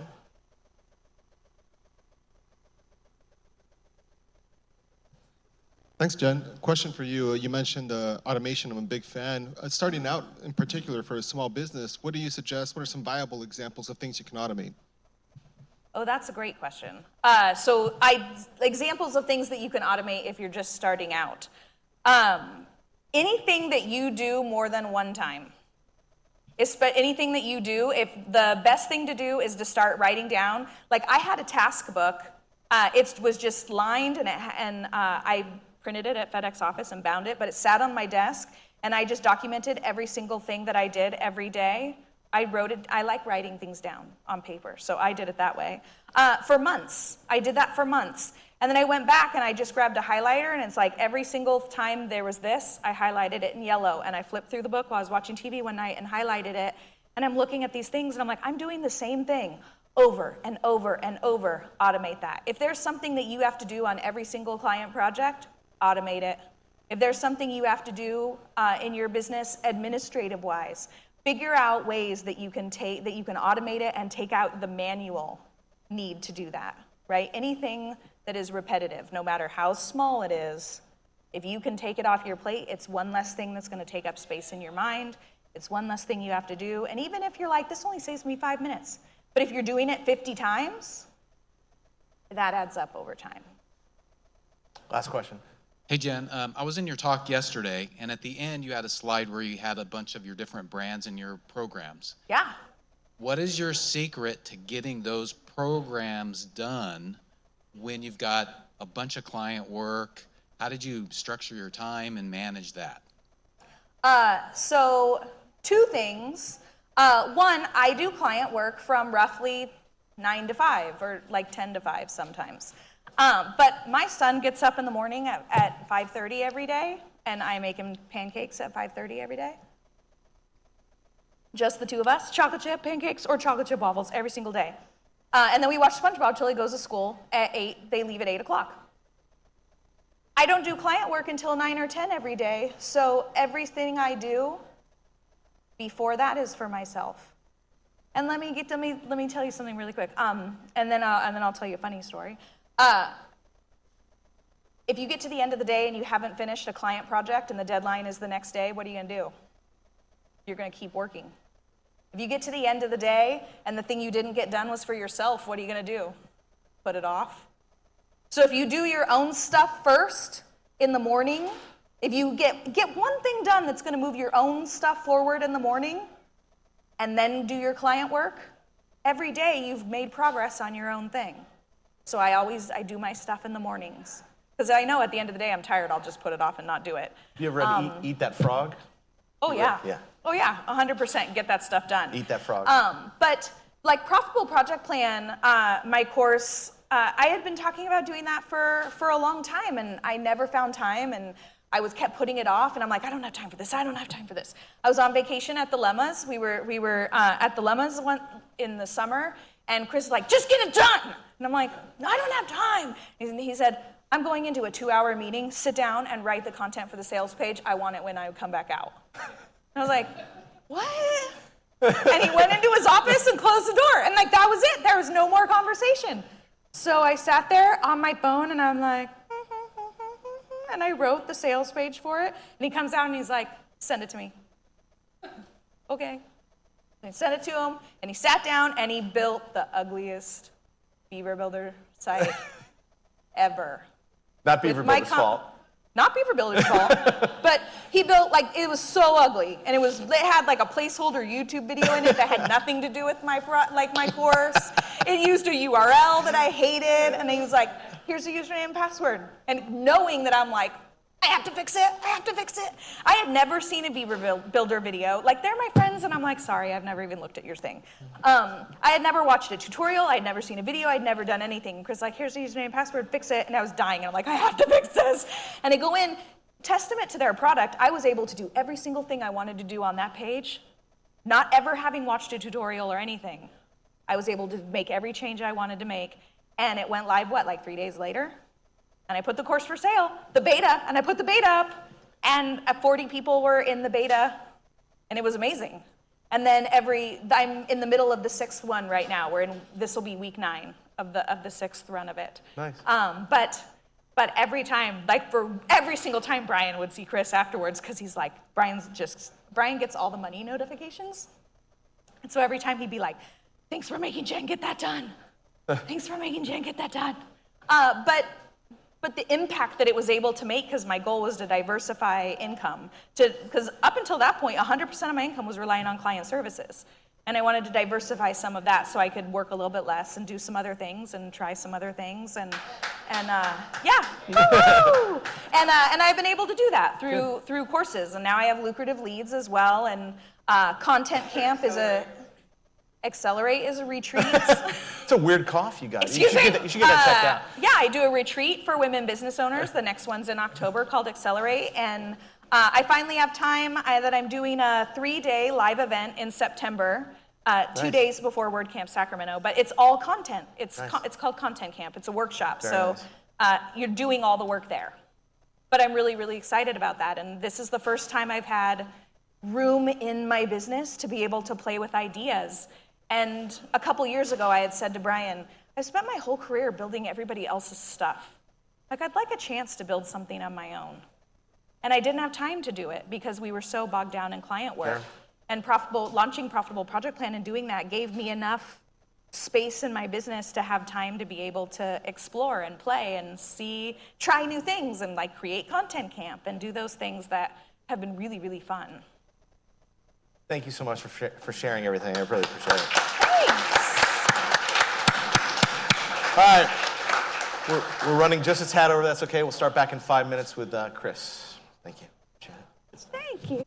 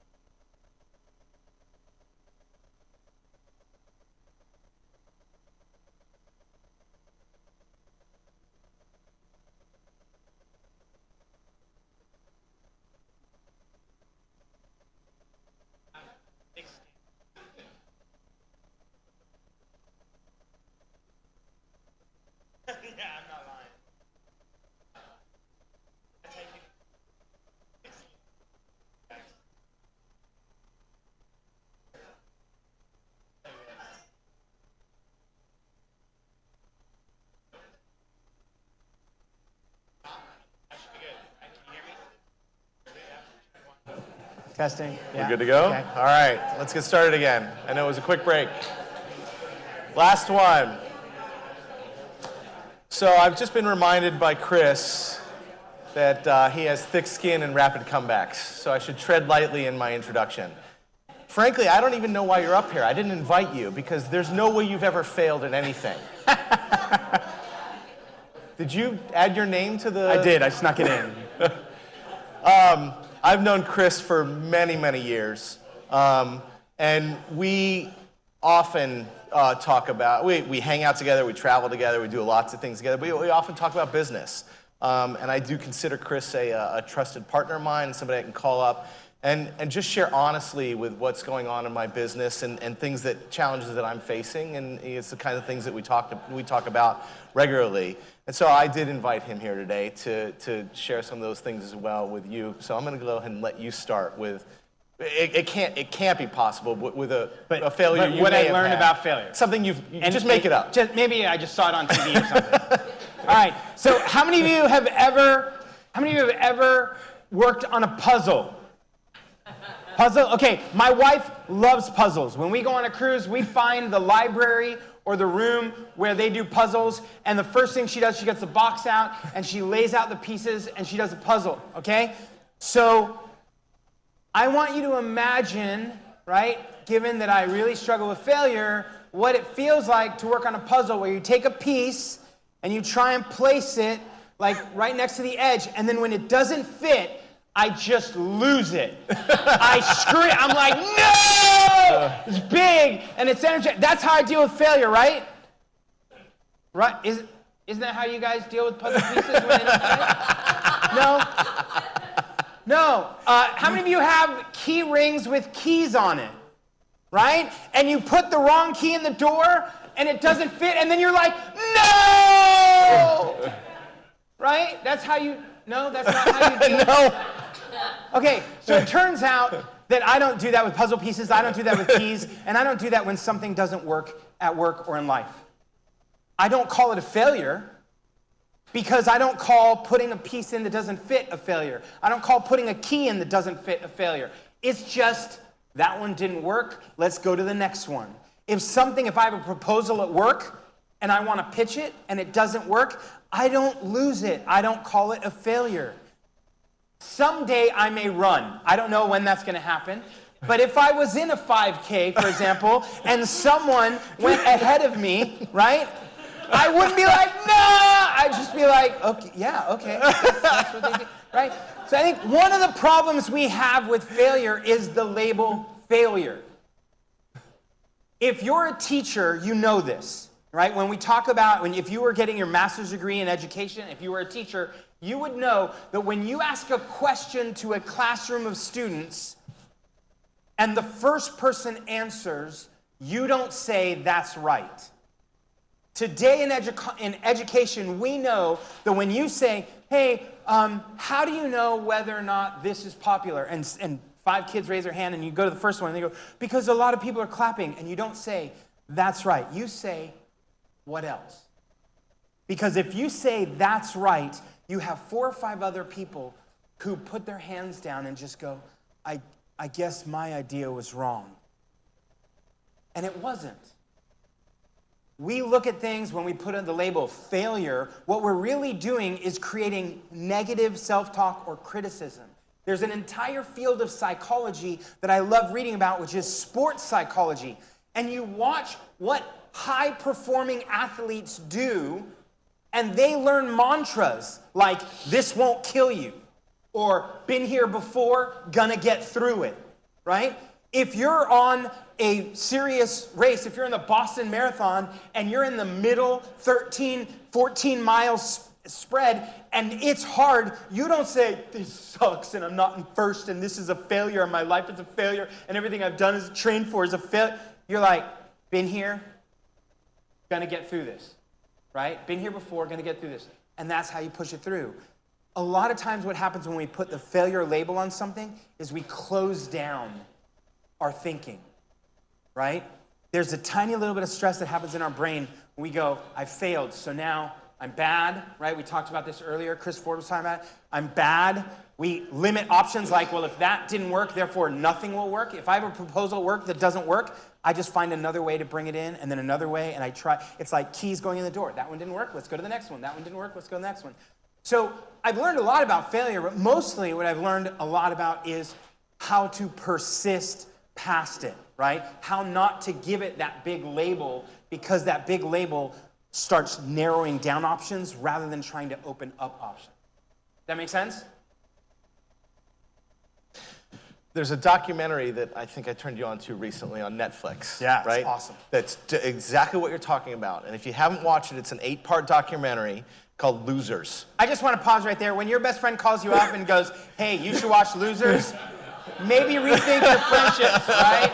Maybe rethink your friendships, because he's like, oh, you should watch Losers. It's awesome. You specifically. You specifically. I'm giving you a recommendation, and you're like, wow, okay, thank you very much. If you haven't watched Losers, I highly recommend watching Losers, because it's very much about what Chris was just talking about sports philosophy. Yeah, right? Absolutely. So I years and years ago, I was raising money for startups, right? So 3 times a week, I would put on a suit, I would drive to Silicon Valley, and I would do probably 3 to 4 meetings a day, 10 meetings a week, asking other people for millions of dollars. And that's probably 50 meetings in the year, and we got 1 yes, right? 49 no's, 1 yes. And I think, much like if you've ever worked with Steve, you know Steve's really good at sales. Steve probably makes, you know, not that he does outbound calls, but when he interacts with other people, right? See that little dig? But he may have 49 conversations that don't go well, but he knows all he needs is the one, right?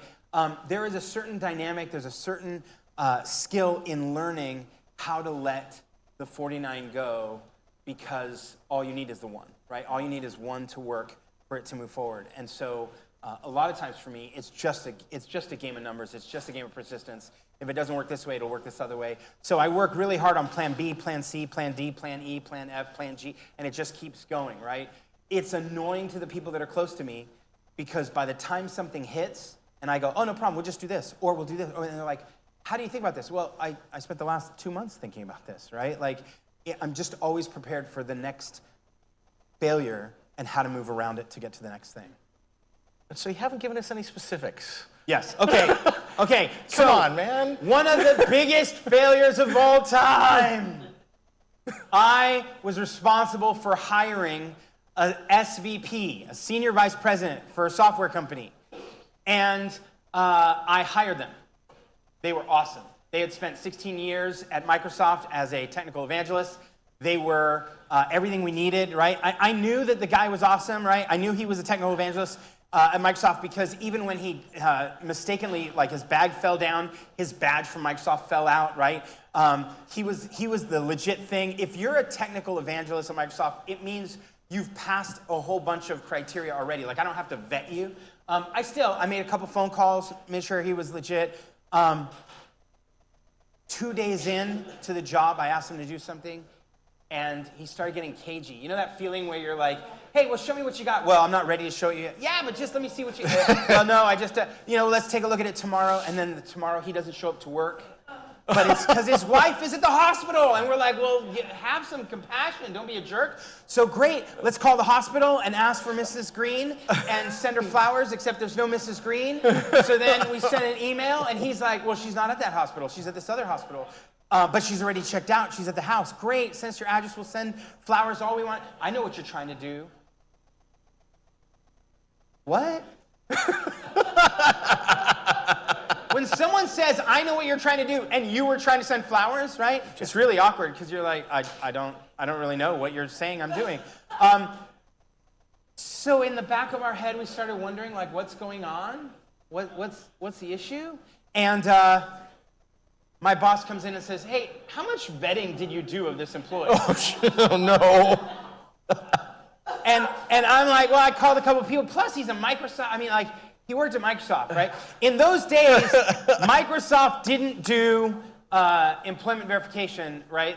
Or they didn't do references, right? And it was a big deal back in those days, technology and what they would say or not say. But they had just opened up a service where you could pay $50 and punch in the person's information, and they would tell you when they worked there. This guy spent 16 years at Microsoft, or at least that's what I thought.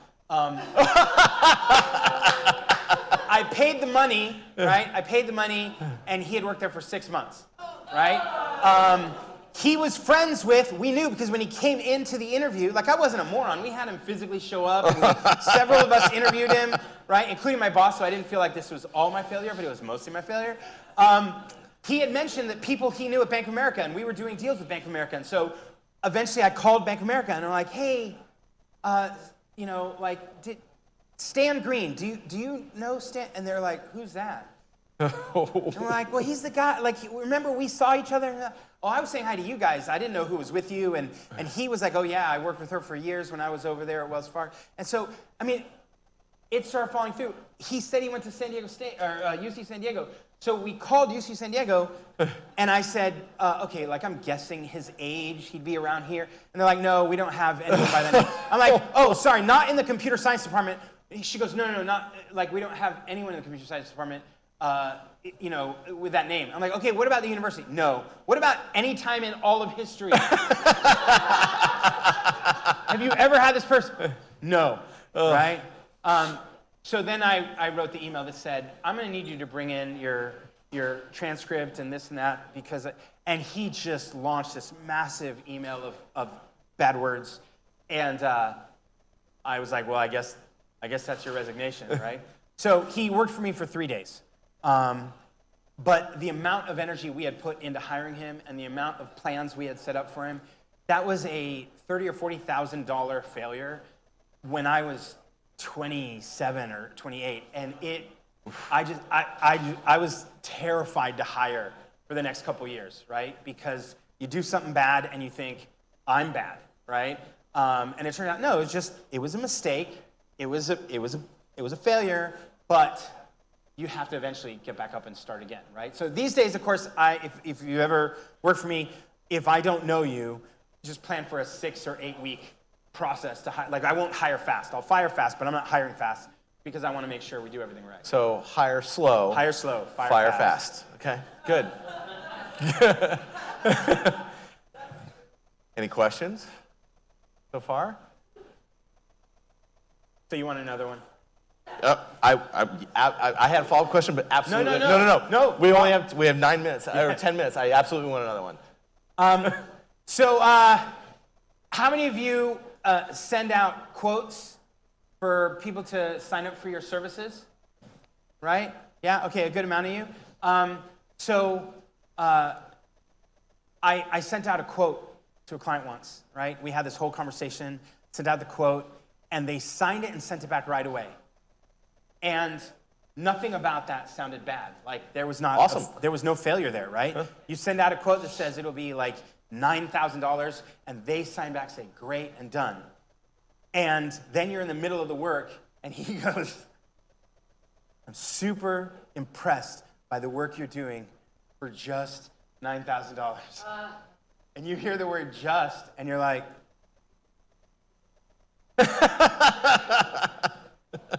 what were you expecting to pay, right? And he goes, well, we talked to a couple other folks that wouldn't do nearly what you have on your list, right? Like you have gone over and above. We talked to a couple other folks. I think the cheapest quote we had was like $75,000. So we said, let's just throw it to this guy for $9. If he's a bozo, it's not even like it doesn't matter at the time. And if it works out, we got a deal, right? Now he's saying this like with full on we're trusted partners and friends, but I'm like, you're a jerk. Like you could have given me a heads up, right? So from then on, I have never sent out a single price, right? I always send out 3. So here's 80% of what you want, right? For the price I'm willing to do the project for. Here's 110% of what you want for, a bigger price, right? And then here's what you might need 2 years down the line if you really want to pay and get going now and go for success and push that price up. And I have I have been far more committed to asking a lot more questions. Like, have you talked to anyone else? Do you have a set budget? You learn a lot of questions, right? What's your range? Yeah, how would you characterize how much you want to spend, right? Learned a lot from, again, doing that one really, really wrong. Have you done this kind of thing before? What did you pay What did in you the spend? past? Yeah, that kind of stuff. Don't use logic with me. Right? That's not right. Awesome. Yeah. So on the pricing, what you just explained. You know what? I just lost my question. My question. It'll come back to me for a second. It'll come back to me in a second. Questions for Chris on that story? Yes. Mike, come in. Hang on one second. So what happens if you ask the question such as what's your budget or what's your range and you don't get back an answer that gives you an idea? Fantastic. And then how would you then present a code that allows you to, Yeah, so what happens if they don't give you a range back or they don't give you enough information, right? So I learned this trick from when I went to go build a pool in my backyard, right? So I invited a vendor to come to the house and put fake grass in the front of the house. Fake grass in the front, little square, right? My son's allergic to grass, so like just fake grass in the front. Called the vendor over, but I'm in a meeting in my office, so my wife takes the meeting. And I tell her, just fake grass in the front, get me a number. And so 2 hours later, I'm done with the call. I come out of the office, and the dude is sitting in my living room. And so I look at my wife, I'm like, what happened? And she said, well, he said that project was too small, but he said he'd be more than happy given that I told him all about what we wanted in the backyard. And I'm like, wait, what? And she said, remember the other day you were telling me about what we were going to do in the backyard? You wanted the pool, you wanted the waterfall, you want the cave behind the waterfall, then you want the big jacuzzi on this end, plus the fire pit over here, and the shade, and then the trees in the back? I'm like, that's why the vendor's sitting in my house. He's been waiting for 2 hours. She goes, oh, and by the way, I told him we're not those people that need to finance. We'll just pay straight cash.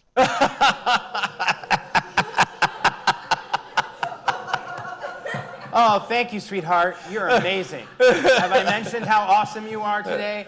And so the guy says, let's review what you want, of course. And so we go in the backyard. He looks at everything. He's talking about the pool and everything else.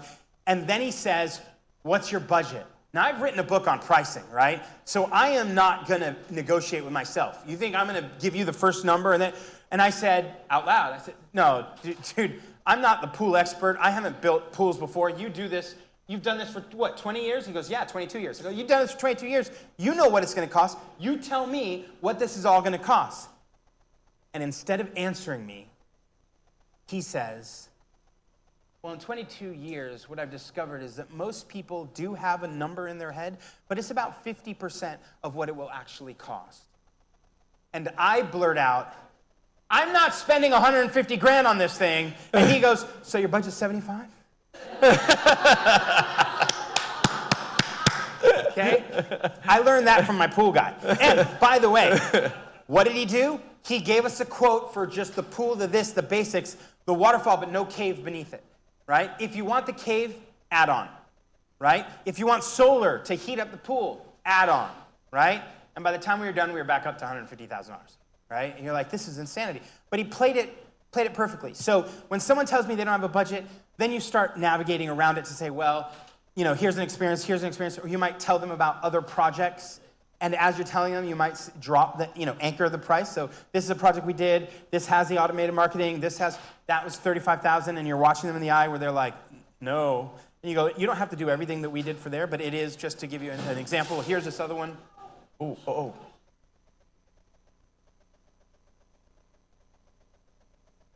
that's painful.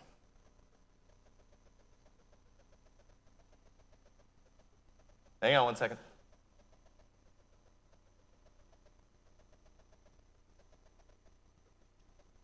All right, I think we're okay. Okay. So I might use 2 or 3 examples to anchor them on price and say, we don't need to do all of this, or we don't need to do all this, but we could do some of these things, and just help them understand where the guidelines are. Does that make sense? Awesome. And just to reflect what Chris said, when I'm doing that, I do the exact same thing. I say, here's a project. It's not exactly like what you're thinking. I always start with that, right? This is not an apples to apples match, but here's that cut, because that leaves me the door open to say those kinds of things. Yeah. Right? So I start with that. I remember my question, right? My question was, I know that this wasn't your intent when you quoted the $9,000 project, but a lot of people play the pricing game, right? By quoting low, giving an exact scope for what they're doing, like your pool guy, right? And so I wanted you to expand on that a little bit. If you wanted to play the pricing game, you can absolutely be the low price leader, right? As long as you're willing to narrow down the dynamics. You probably don't know this unless you're super astute, but the size of your peanut butter jars have been changing over time. And you're like, wait, what? Your peanut butter jar pricing hasn't. And so you're like, oh, look, it's still the same jar that I bought 5 years ago. No. Grab the jar, flip it over, and look at the dimple on the bottom. They've been slowly, this is an entire conspiracy, I'm just letting you in on. They've been slowly taking away peanut butter from the peanut butter jar for years, right? By changing the size of that dimple. Why? Because fundamentally they can keep the price of the peanut butter jar the same and give you less peanut butter. What does that have to do with this? You can do the exact same thing in your pricing. You can keep your price at $9,000, give them less. Oh, you need to migrate the site over? That's separate. Oh, you need to test the performance of it? Oh, that's separate. Oh, you need responsive design or that's separate. But the base of the design of your website or the base of your installation of WooCommerce or whatever it is, that's this price. So you can start with a lower price, right? As long as you're letting them know, here are some of the extras. And then they'll walk themselves up to wherever they're comfortable. And if you've ever competed in the RFP game, especially government RFPs, that's how they work typically. They're looking for price. But you can play that game by defining very narrow scope and adding on. Other questions for Chris? You're nailing it, you're killing it. All by myself. Any other stories you want to share? No, I'm good. That's Thank it? you guys so much. Have a great lunch. All right, we are going to break for lunch. Very quickly, I want to address something, right? And so, if you don't know, if you weren't at the after party last night, there was an altercation. So there was a fight that happened at the after party. But I want to let you know, it was not WordCamp related. There was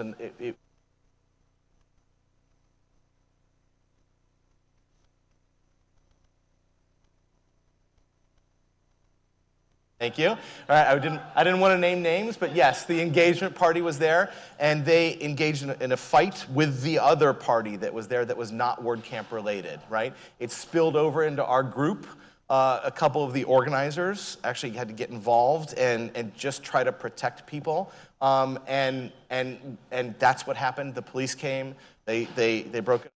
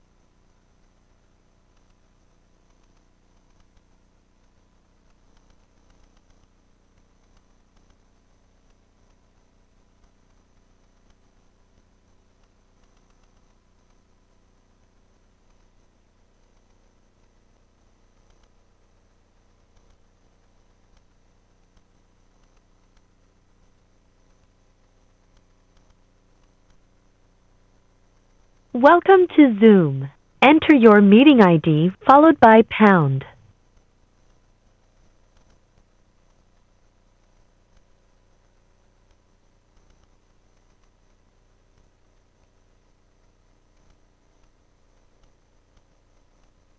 You entered 46859. This meeting ID does not exist. Please re-enter your meeting ID followed by pound.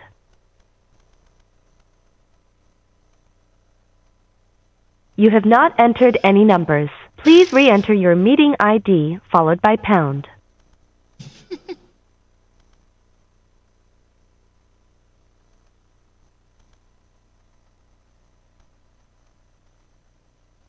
Enter your participant ID followed by pound. Otherwise, just press pound. You are in the meeting now. There are 2 participants in the meeting. Hello. Say, can you hear me? Hello, say, can you hear me? Test, test, test. Oh, hello. Yes, I can. Hello. Yay. All right, we're going to try this other stuff here. Just hang tight. Okay, I'll just hang out on this train that I'm on. You're on a train? Yeah, I'm on a train to Sacramento. Oh, okay. So just Do so not you pay know, attention to any of my messages. you are being broadcasted into the big room here, so just so you know. Keep it clean. Right. Sweet. I'll keep So there's it your clean. head. Hello, if anyone is there. All right, now we're going to try Here's my head. to, we got your face up on the screen, so now we're going to see if we can get the rest of it to happen. No, not yet. We're trying to make all the things happen here.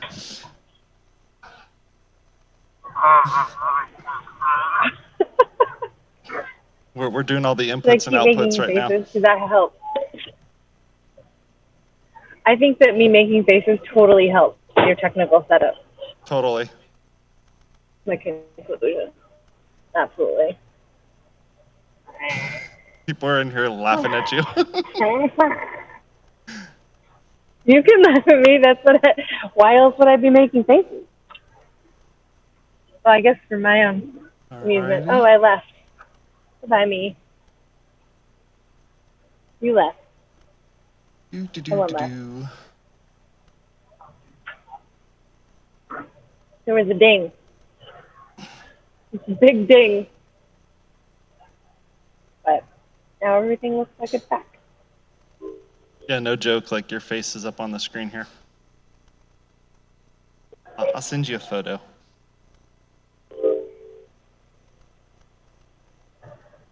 Is it like I have a very tall shot, a very vertical shot happening? Yeah. Okay. It'll be a better angle when I'm actually broadcasting instead of this. I'll make it work. Make it work, make it work. Not sure. We'll see here. Oh, there's my picture. There's me dancing. I love that I can go to WordCamp and not go to WordCamp at the same time. Dude, the amount of rerouting that's going on here is pretty Okay. interesting. That's great. I think a use of technology is a great thing to do at a WordCamp. We have all this technology. Let's use it. Am I the only one patching in? Yeah, we got the video showing up here. Right now he's working on getting the video sent out to you.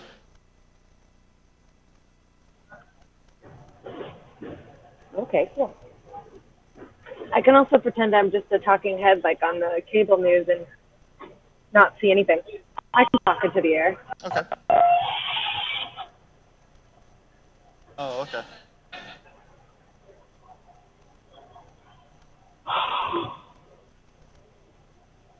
Like you have anything else going on? Come on. I have nothing else going on. I'm on a train. I literally, here, you want to watch with me? There's the train. Ooh, check that out. I'm outside the train. at you going down the. Do you not believe in cars anymore, or what? Cars any? I'm on the Capitol Corridor, which means it's from Oakland to Sacramento. Oh, okay. I'll be driving Davis shortly, and then Sacramento. Ooh, I see There we go. things. We're getting something here. I see beach chairs. Oh, that's awesome. You rerouted the encryptions correctly. Someone hire this guy. Yeah, so the whole point here is to get you to have your head be the same size as ours. I see you. Yeah. Should I just zoom in like this? Hello. Totally. Is my head? Wait. We can get a selfie real quick. That's my selfie face. Open the pod bay doors, Hal. Right? Let's see. I cannot do that, Dave. Whoa, holy, yeah, that's a cannot huge do that, selfie head Dave. here, right there. Am I like the Wizard of Oz right now? Oh my gosh. You can see your head in the corner there if you look in the very corner, right here. I can see me moving. Oh, it's reversed. I told them that you're not allowed to have your head bigger than mine. Well, that's accurate. It's definitely not. I think if we're going to go by accuracy, then Steve should probably be the biggest. Wah, wah, wah, wah.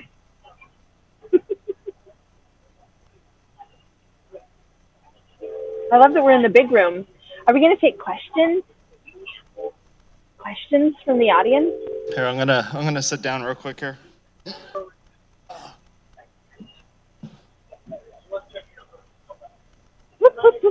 Ooh, check you out. Do I get to pretend I'm in a chair? Like I'm just sitting in a chair? Yeah, exactly. With no legs and no body? Be like you're sitting in a chair. Well, so it'll be more like this, just so we're clear on probably what my angle will be. Yeah. So if you're trying to split that, that'll be helpful. Let's see. Although I can totally closer if you need me to. I got your selfie. That's awesome. That's awesome.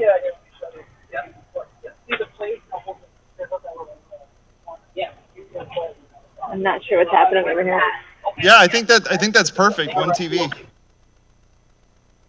We don't want her any bigger than that. Don't let me get a big head, Oh, okay. Jason. So say what we're gonna do is we'll have you hop onto the same that same URL that we sent you to connect to it, and then when you come in, we'll just pop you in here. Perfect. For You for can our resize me if I need to. yeah, for our allotted I'm time gonna keep slot. my. I'll rig it up so my angle is about the same as this when I'm at my hotel. Okay, yeah, that's fine. Yay! Thank you very much. Yay! Alrighty. Thank you very much. I'm so excited. Thanks for patching me in. Yeah, no problem. Thanks. See you. What time should I patch on? A little bit before 2. Yeah, just a little bit before 2. See you a little bit before 2 then. Sounds good. See you then. Yeah. Bye. Bye. Thanks. Bye.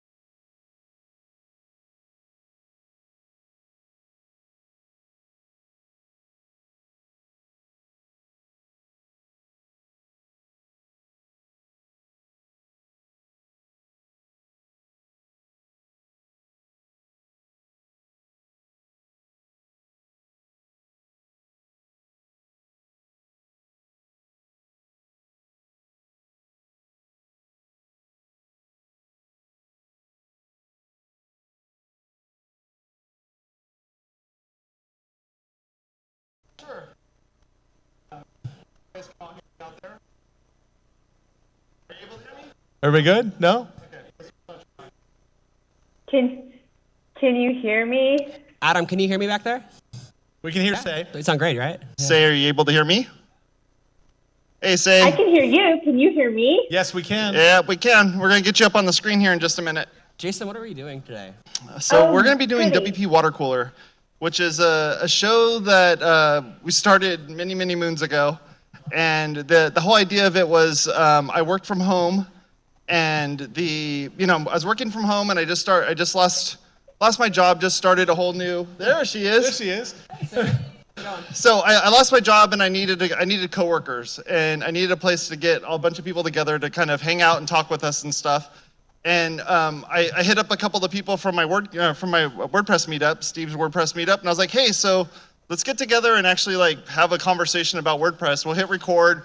You guys literally don't have to do anything other than just show up and talk. And they took that seriously, and that's all they've been doing is just showing up and talking. Hey, I see Cosper over there. Hey, Cosper. There's Cosper. How's it going? Hi, Say. Can you see us Accurate. or can you just hear us?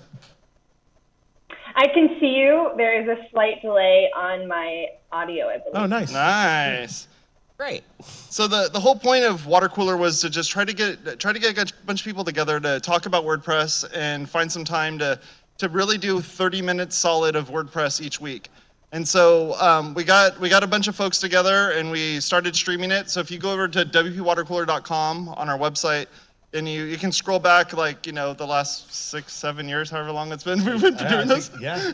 Yeah. You can go all the way back to that and kind of see 300 how many episodes? 300 and a lot of episodes. Yeah. September 2012. Yep, 2012. So we've been doing this for a little while, and so the idea was let's get a bunch of people on there to talk about WordPress and start discussing this as almost as like a Turn her volume up so we can hear it a little. Almost as like a way of being able to. That's the first time Steve's ever said that. Yeah, that is literally. Yeah. So there's no agenda to the WP Water Cooler episode number 319. Wow. 319. I know I had to go look it up and actually like update the website and everything to be able to do it. So 319. If you're playing along at home, you can go over to wpwatercooler.com and you can go take a look at our website and all the stuff that we have going on over there. Let's go around the room real quick, get everyone introduced. No, we can't do sponsors. Are we allowed to do sponsors on this show? All right. I mean, I don't know, I don't want to have like a code of conduct type thing going on here or some weird little whatever. And, they may or may not be in this room. How about that? So let's go around the room real quick, get everyone introduced. Say Reed. Whoa, your head is, wow. Okay, yeah, you. Yeah, how about you? What you got going on? Tell us a bit about yourself. I'm coming for you. Hi, my name is Say Reed. Sit down, Leo. I can pinch your head. Just coming for you. My name is Say Reed, and I make WordPress, teach WordPress, preach WordPress at Say Reed Media on all the things. Representing I believe it's the Y chromosome. I believe it is. My math is right. I think that's what she said. All right, that's cool. Cosper, how about you? Tell us about yourself.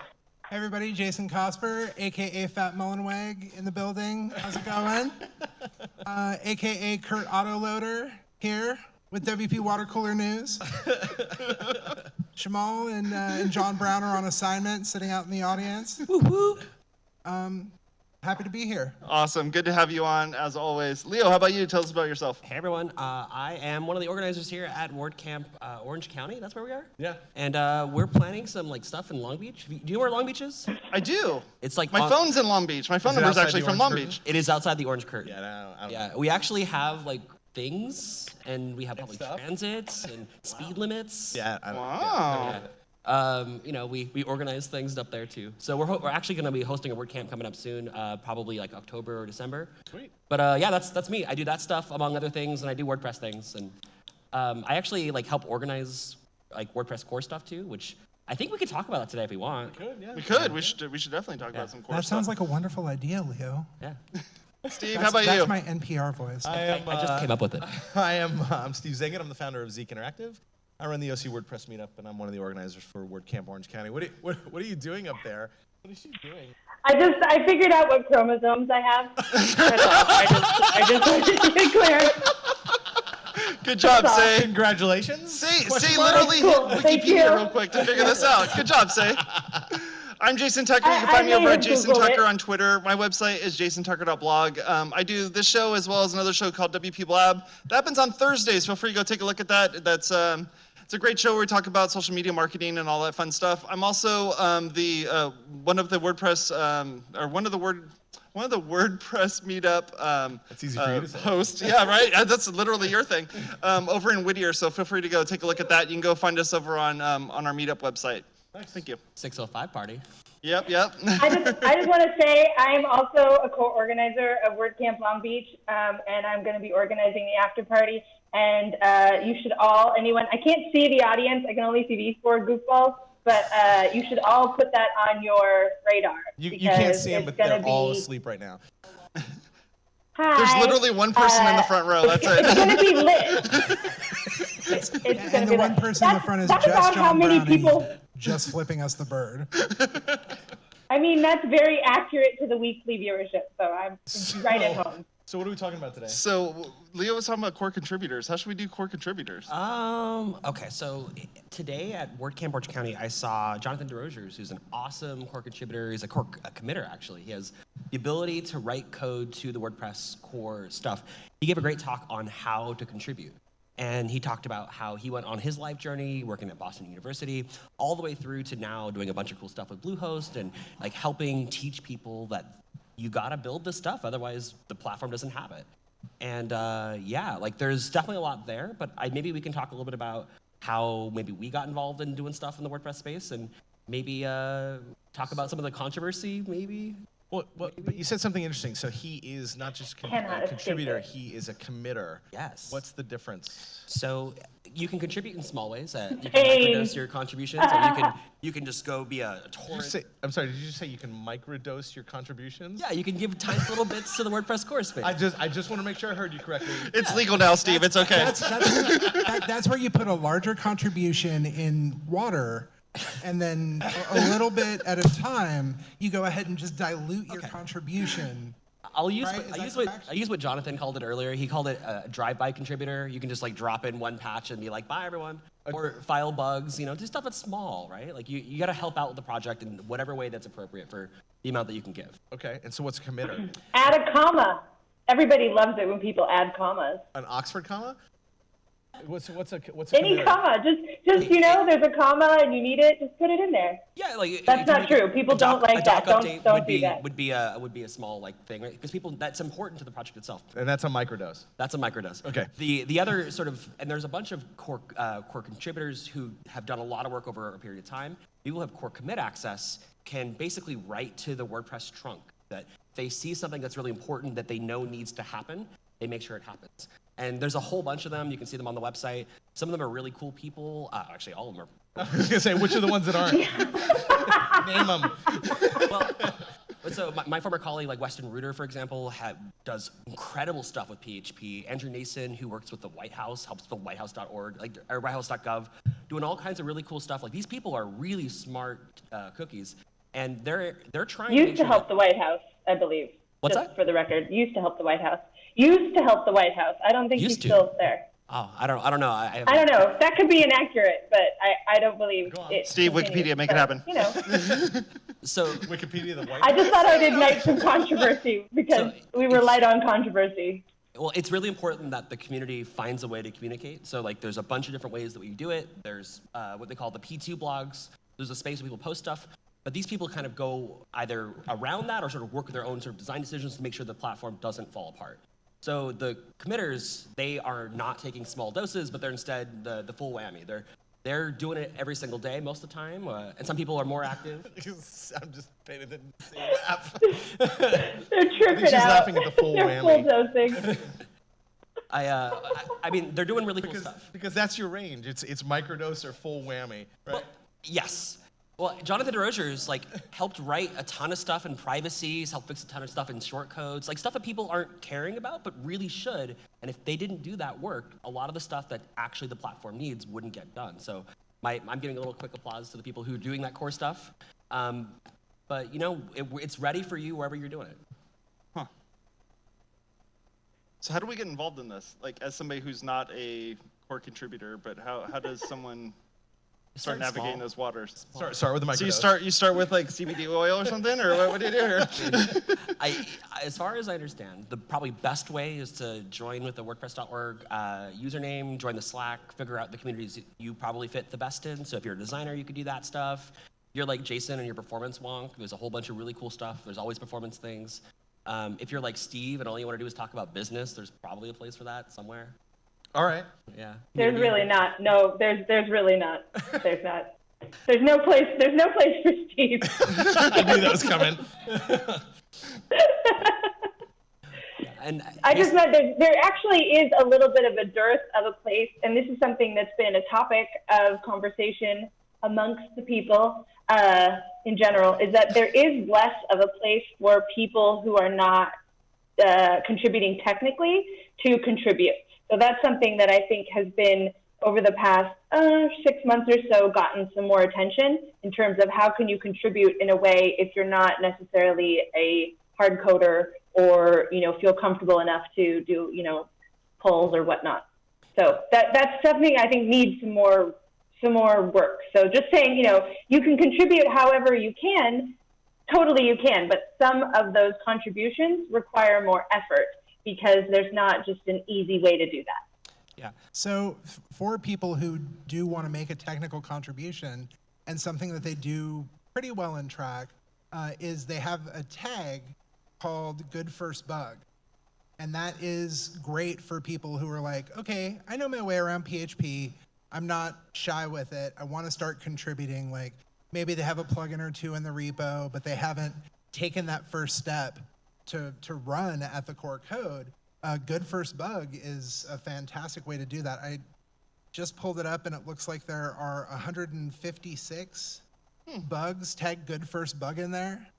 So if y'all have done plugin work and are ready to take that step and actually, commit to core and have your name in the release notes, So let me it's a good place to start. And I'm honestly, I'm not familiar with this. So these bugs are tracked and tagged as Good First Bug, meaning somebody should go and tackle that as their first project. Correct. Okay. Yeah. Got it. It's good low. I wonder who is evaluating the bug, like for the good first bug? Because if it's like Nathan, he's like, this is a great first bug. It's going to be like probably a little more complicated. It could be 100 hours. So there are people like me and a bunch of others who help maintain each of the components of WordPress. So they usually get tagged or associated with one of those. And then we will go through those issues and look for essentially stuff that hopefully is going to be easy or straightforward or simple, hopefully. And then we will tag that stuff and we say, all right, I know this patch only requires like 3 lines of changes. I could totally make that in an hour. But I could also give it to someone else and hopefully they can tackle it and then they get their first contribution. They get used to submitting a patch that feels normal in that process. Okay. And that is how all of the really simple bugs never get fixed. Everyone. Hot take. Well, there are actually people who they literally dive into Track looking for old stale tickets. They're like, I want to kill those tickets. I want them out of here. So there are people who do their best to triage, and I think they call it gardening is the common one. So they clean up the garden, pulling the weeds out. Scott Taylor is really good at weeding out the super old stuff, the low-hanging fruit, super old stuff that nobody is really paying attention to. One of the last versions of WordPress that he did the lead on, there were a ridiculous number of commits where Scott was just like, there are patches for this. Like, why have we not pulled this in? So he's closing out tickets that may not even be relevant anymore, is what you're saying. Closing them out that may not be relevant, merging patches that it's like, yeah, why don't we have this in here yet?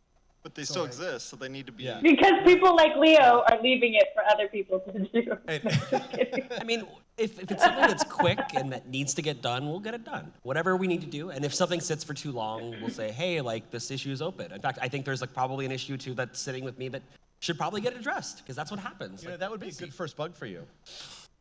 Going through and making sure stuff gets addressed. Yeah. Leo, what happens if the bug is part of something that's deprecated? Like, is there like a way where it's like this whole section of code is now deprecated? Let's get a little mildly controversial. Things like shortcodes, XML, RPC, even maybe RSS feeds, like stuff that people heavily use in WordPress. This stuff might be considered legacy or even deprecated eventually by the project. And how we tackle this stuff, like, do we add features to shortcodes, for example? Right. Really, we're telling Did you people just call shortcode legacy?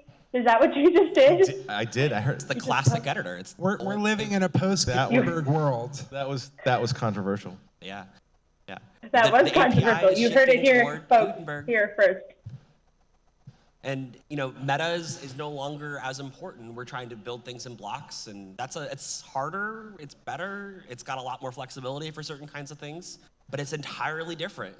We have to start answering the question repeatedly. So what do we do with this old stuff? So do they kill those bugs then that are deprecated code? Do they say like, well, this is going away anyhow or whatever, or somebody else is going to inherit this because it's going to be pulled off into a plugin or something like It that? all depends. Sometimes some of the core committers may say, like, this is really important. We know that this is important. They might still make that patch. Someone might also say, that isn't important. Just closing it won't fix it. But there's still, versions of 4.9 being released for security patches, so you still have to. Actually, all the way back to 3.6, I believe. Yeah. So there are people, for whatever reason, who haven't updated to WordPress 4.0, let alone 4.5, let alone 4.9. Like, it's crazy. 4.0. Yeah, what were you going to say? Oh, you mean like they're still on? They really are on legacy stuff. Like Yeah. people who are in like 3. You didn't mistake 5.0. You really meant that. Yeah. So security That's true. fixes, people definitely are pushing back all the way through as much as possible. So if I find a bug that's in like the blog roll for links, I could submit it, and then somebody's going to have to go and fix that. That would be a good. That would be my good first bug. I'm going to do that. Yeah. That might get killed as a won't fix because links are, yeah. Yeah. Okay. Yeah, it's exciting stuff. So, along with that, I actually do not remember where I read this because I read too many things and I don't track them enough. But there is something, someone was talking recently about the concept of badge collectors. So there are these folks who are kind of, making their way through the community and looking to essentially collect all of, which we probably have, you all probably have there somewhere, all the little badges that have the different icons on them for the different types of contribution and participation that you can do in the community. And I read a really great article that was saying, hey, please don't just contribute just to be a badge collector. Because it's not about coming in, like I was saying earlier, and changing a comma, and then being like, yep, I'm a core contributor, and now, having that badge or whatever. So that's something to be aware of also. But what's wrong with that, right? Couldn't we if you're still coming in and you're fixing something, even if it's small, and you're collecting a badge, what's the problem there? Couldn't we just make the badge a comma? I don't know what's the problem comma here. badge? Yeah, the comma badge. Are you saying that there's... I think it's just annoying. It's probably just annoying to people. And again, I'm who not are familiar with actually this either, but contributing. are you saying there's gamification in this system?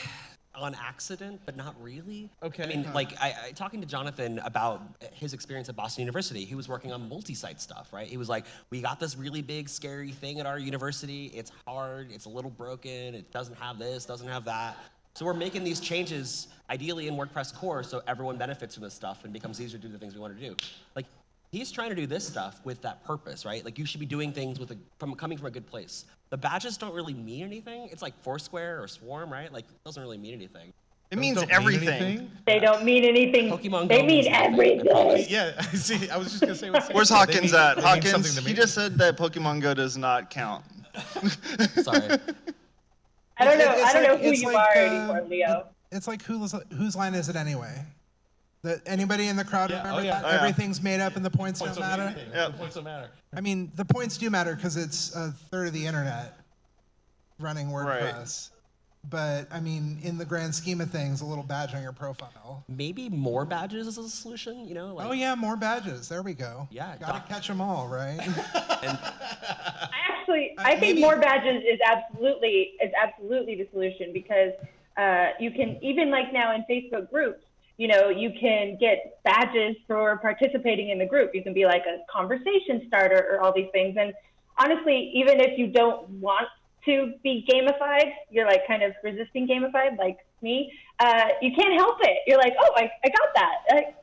I only have to post 2 more times to get another one, so I think I'll do it. So there is definitely a motivation factor. You know, that's the reason everything is being gamified. Gamified? Gamified? Yeah, that. Easy for you to say. What if we threw the badges out and, hear me out, replace them with WAPUs? So you actually do have to catch them all. I Think about it. Yeah. Oh, I like this. Yeah. I like this. So like a doc block WAPU and like a absolutely XSS bug WAPU and a. I mean, and also Unity think about the people who make custom WAPUs, like how much like business and activity we could give them. Be non-stop WAPUs. Non-stop. Yeah. Designing WAPUs. Unfortunately, nobody is listening to this show except the people sitting in this audience. So. And I'm surprised they haven't thrown their I have stats to differ, but yes. Well, I mean, I don't know. I feel like doing really good PHP, really good JavaScript, writing things with purpose, thinking about WordPress as a product, that's really hard. And if gamification can help people actually get involved more, I mean, why not lean into it as opposed to lean against it? Those things all sound WAPU worthy to me. They definitely do. So how do we take an idea like this and then pitch it to somebody, and then how do we get another part of the organization to hear that pitch? How does that work? Like how do we That goes back to the thing Steve was saying, or whoever asked that. Is one part of WordPress talking to the other part of WordPress? Yeah, I don't know.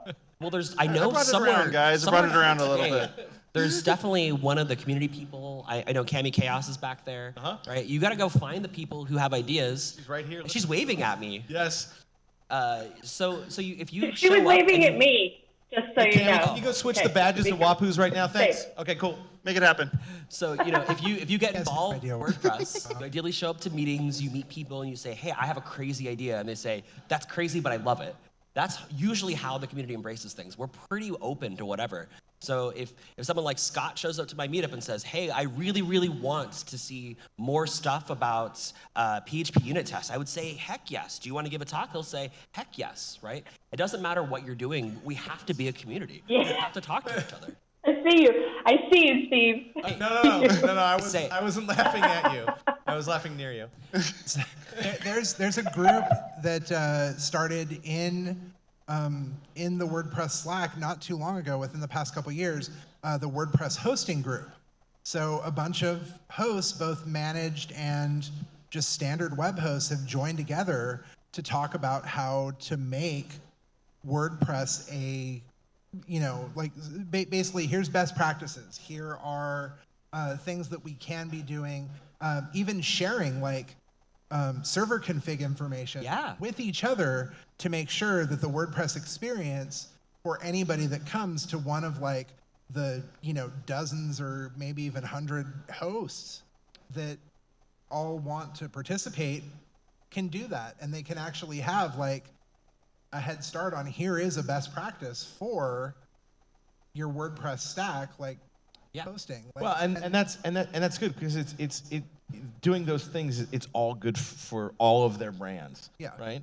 Yeah, and technically speaking, a lot of the hosts are really similar now, and that's good. You should have staging. You should have backups, and those hosts should really fight to differentiate between customer service and pricing. They think they're similar. They're not that similar when you get into it. But- They offer similar things, but they act in very different ways. And the act part is the key part, right? So getting hot takes, but hosts are a lot more similar than they are dissimilar. And understanding that and finding the differences that really do matter, that happens as a result of people collaborating and trying to make sure that everything on the internet is fast, not just one host. And that's a good thing. Yeah.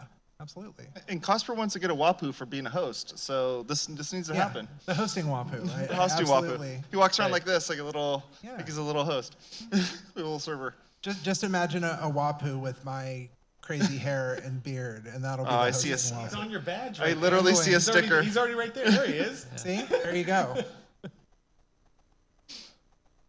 I think we need to get those sashes so that, maybe this is something we could have at WordCamp Long Beach, Leo. We can have, sashes so that we can put all of our badges, and all of our wapus on it, like we're word scouts. I'm I just really, made that up. I'm really, really relieved, Say, because because of the way you're coming through, it sounded like you said we needed fascists. No, And I would like to keep. We do not. We No. need less fascists. And we more need sashes. Sashes. Yeah. Sashes. More sashes, less fascists. All right, well, we we'll don't make like that. then we can all be That's like, a hashtag. We can wear sashes and then have our badges and be like, like in the Boy Scouts and the Girl Scouts, and wear them to all of our WordCamps. And then we This can have is my cookies new idea. as well. Like we'll have like vegan ones. I think you have your theme. I think there's your theme. Yeah.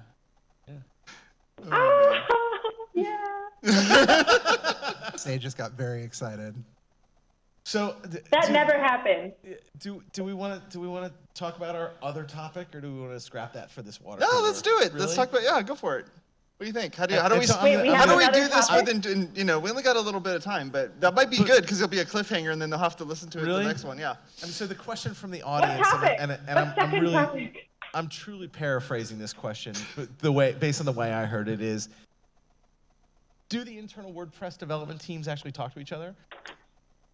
Short answer is yes. Long answer Slack. is it's really hard to talk to people all across the world. We all async. We are all in 15 different locations. So it's hard. But let's talk about the nature of the question, right? Let's talk about the purpose of the question. Yeah. And why the question was asked in the first place. Right. Yeah. And why it's controversial. Okay. So there's a lot of complicated natures when you're building software. It doesn't matter what kind of software you're building. And there's a lot of different communities that are sort of micro communities inside the larger thing. And so the hard part is there is so much information, there's so much communication, and how do you actually get all of those people to read the things, to hear the things? The other thing is, like, if you go to like the meta or the core chats, there's hundreds of messages per every 10 minutes. And it's like really hard to follow. So like, do people actually read all those things? I don't know. No. Do people actually listen? I don't know. And then when people say, you didn't hear the thing that I said that was there, was on the P2 blog about this and this place, it's like, we tried. Literally the reason why I don't use Slack. It's a fire hose. This is I mean, literally the reason why I use maybe Slack. the bigger question is Slack the right communication method for all of these disparate developers and community members to be talking to each other all over the world? Or maybe Because there's like, I find it difficult, So personally. we need a P4 or P5, whatever number we're up to now instead of like, P2. you need like a roundup type post or something that says like, hey, this is what's changed in the hosting space, or hey, this is what's changing in plugins, or hey, this is what's changing in themes. Because it's really hard to like filter through it. So unless you're actively doing this as a full-time job, which I'm not, like I'm as a core contributor, like I'm doing it as a part of my life, but a very small part, 5-10 hours a week at most. Yeah. Whereas the people who do it full time can keep up. But I can't remember where this came up, because this came up for us a couple of weeks ago, but we were talking about either the WooCommerce team or the Jetpack team or the core team or something was released and wasn't working within core. It wasn't a plugin. Right. Remember exactly what it was? I can't remember offhand. The Jetpack part of it maybe it was during that topic that we were discussing that, but it's the I don't know, it's like that idea of how do you get those two to really communicate. Really, how are they communicating? You know what? You know what it was? Is we were talking about like I think I brought up the question of like, is there essentially like a hallway that these folks are able to like bump into each other on the internet through some Slack where they're like, hey, so what's up with this or what's up with that, and how do those people interact with each other? What's up with that? I mean, I have to say, people try their best to talk, but it's hard. You know, there's so many people involved, and you really have to be active within it, and you also have to be willing to listen to other people, and you want to collaborate, and you want to work out in the open. Right? Well, Also, the fact that threading in Slack is like not good for accessibility makes Slack almost unusable, in my opinion, because without threading, it's almost impossible to stay on topic. And then at the same time, people like don't thread because it's not accessible. So it causes a lot of problems. Yeah. So the tool has a threading mechanism, but they tell people not to use it? Well, it's not accessibly like compliant with the way the screen readers like sit on top of it. So Slack actually has a problem. It's really hard if you're using a screen reader to use that with threads. It's possible, but it doesn't really work well. So the advice is if you're using Slack with an accessible, needed community, don't use those threads, which means that those conversations become really messy and we're dealing with this chaos in every channel. Wow. Yeah, I think that's. So basically, it's like a giant group text that you don't know who half of the people are, and everyone's answering a question that someone had 2 days ago, and then responding to someone else's comment that someone else has already responded to, and it's this giant asynchronous conversation, and then all of us somehow expect that to work really seamlessly, and to be like, and get really mad at people if they don't listen and haven't heard something, and it's a little crazy. The expectation versus the reality is really out of whack. Have you ever logged into the Slack channel? I'm in the Slack right now. It's madness. It's a lot. It can be very overwhelming. Yeah. Also, something that we were talking about is like the hallway idea of having a place where people can discuss things with one another. Really, like the core room is for core. And the second you start kind of BSing with other folks about something else, you get reminded, hey, this room is for core. Oh, okay, where can I go? Well, we don't really have a room that y'all can chat in. Yeah. Go on Twitter and yell at each other. Yeah, go on Twitter and yell at each other. And that is what Twitter is for, is just yelling at each other. No, I'm not familiar with that. But not everybody uses Twitter, and a lot of the WordPress development community at least has a Slack account. Yeah. And can, if they might not hang out in it, but maybe we do need a hallway. A hallway channel, maybe. A general. So our two main communication tools within the WordPress community are Slack, asynchronous, non-threaded Slack, and Twitter. No. Well, also the P2 blog. P2. What are we doing here? P2. Yeah. Yeah, but okay. Just because you don't read Blogging is P2 doesn't mean that the developers in. So I'm just saying, is it useful for this communication? That's all I'm saying. I still don't think P2 blogs are useful for this kind of communication either. Yeah. They're very isolated. And so if we're talking about, how does the whole entire community get access to that? This is what we're talking about, right? How do people contribute? How do people participate? Are we out of time? Well, we need a WAPU badge for better communication. So like if you communicate better, you earn that badge. And then you can just go back to your old ways and you're good. Perfect. We solved all the world's problems here today. I want to say thank you all in the audience for hanging out with us. We really appreciate it. Go over to our website at wpwatercore.com. You can look at all the things there on how to subscribe, wpwatercore.com/subscribe. And Steve and all the folks here that were doing the WordCamp here, we really appreciate having the opportunity to have this venue and be able to discuss this sort of stuff. This was awesome. Thank you very much, all. You have a good rest of your night. Bye.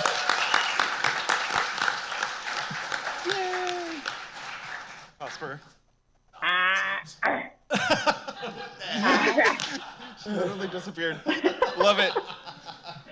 I love you all. Goodbye. Let's just leave Say up there all day. We'll just leave her up there during Plug and Apples and heckle the crowd, heckle the judges. She's like, I can't see you. That's the best idea.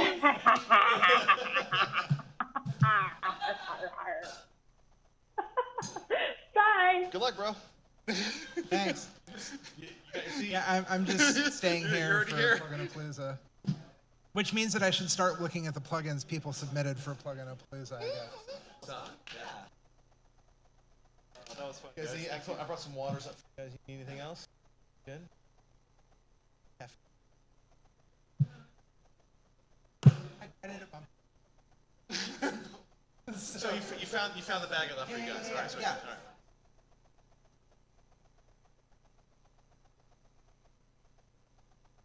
She's broadcasting. Vasquez. I know, I failed you out.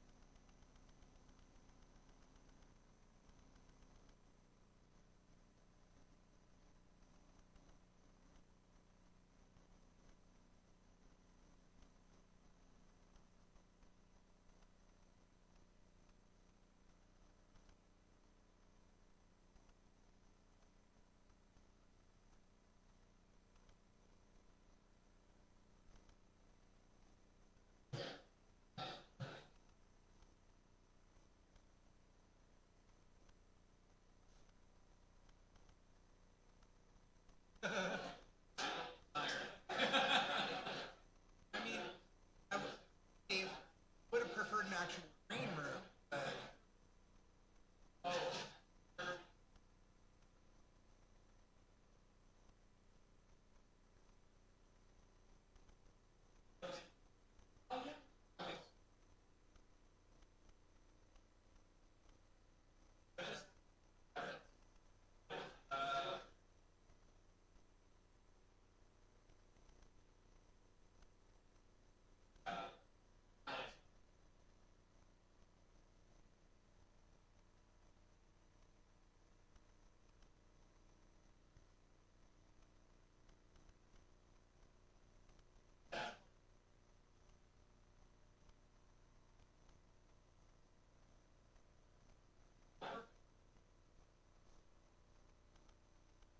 Mics, laugh, laugh.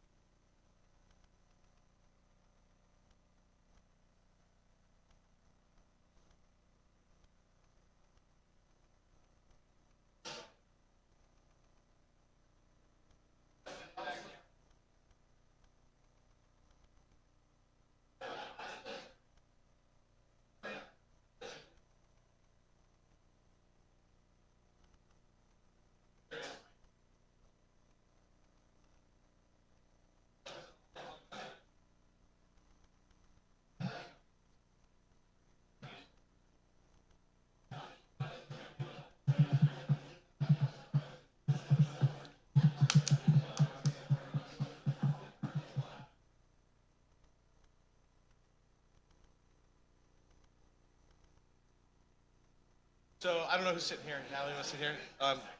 The only thing about the chair is this mic is working, this one's not. So that's why they put this aside. Okay. Oh, we lose something? Because Natalie, was it just me, Chris, and Jason? Oh, that's what So Chris here. So we're gonna do each contestant will have 5 minutes to present, and then we'll do about 2 to 3 minutes of a couple of questions or comments if you want, while they're up on stage. But we'll keep that brief. We only have 6 to get through. Only six that finished, right? So, hey. And Nathan didn't even start his. Give me a few. And then after, you all right? I got it. I got you. I remember my first time sitting here. when I went to Did you sign a waiver? All right. And then once we finish all 6 contestants, you'll have 10 or 15 minutes just to ask general questions, follow-ups, and comments, and that's when Cosper gets to insult everybody and make them feel like shit. Mean to me. Yeah. Good. Simon Cowell over there. Oh, you never said mean things to me. I mean, you're fucking See, good. I heard you guys Oh, were thanks. fisticuffs last night. Yeah, I got in a little fight. Yeah. That's exciting. All right.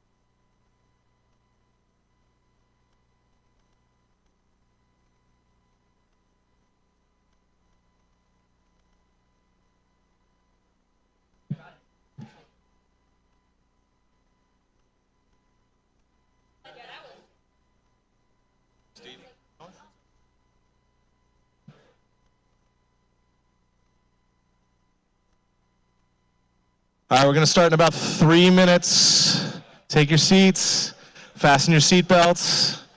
3 minutes.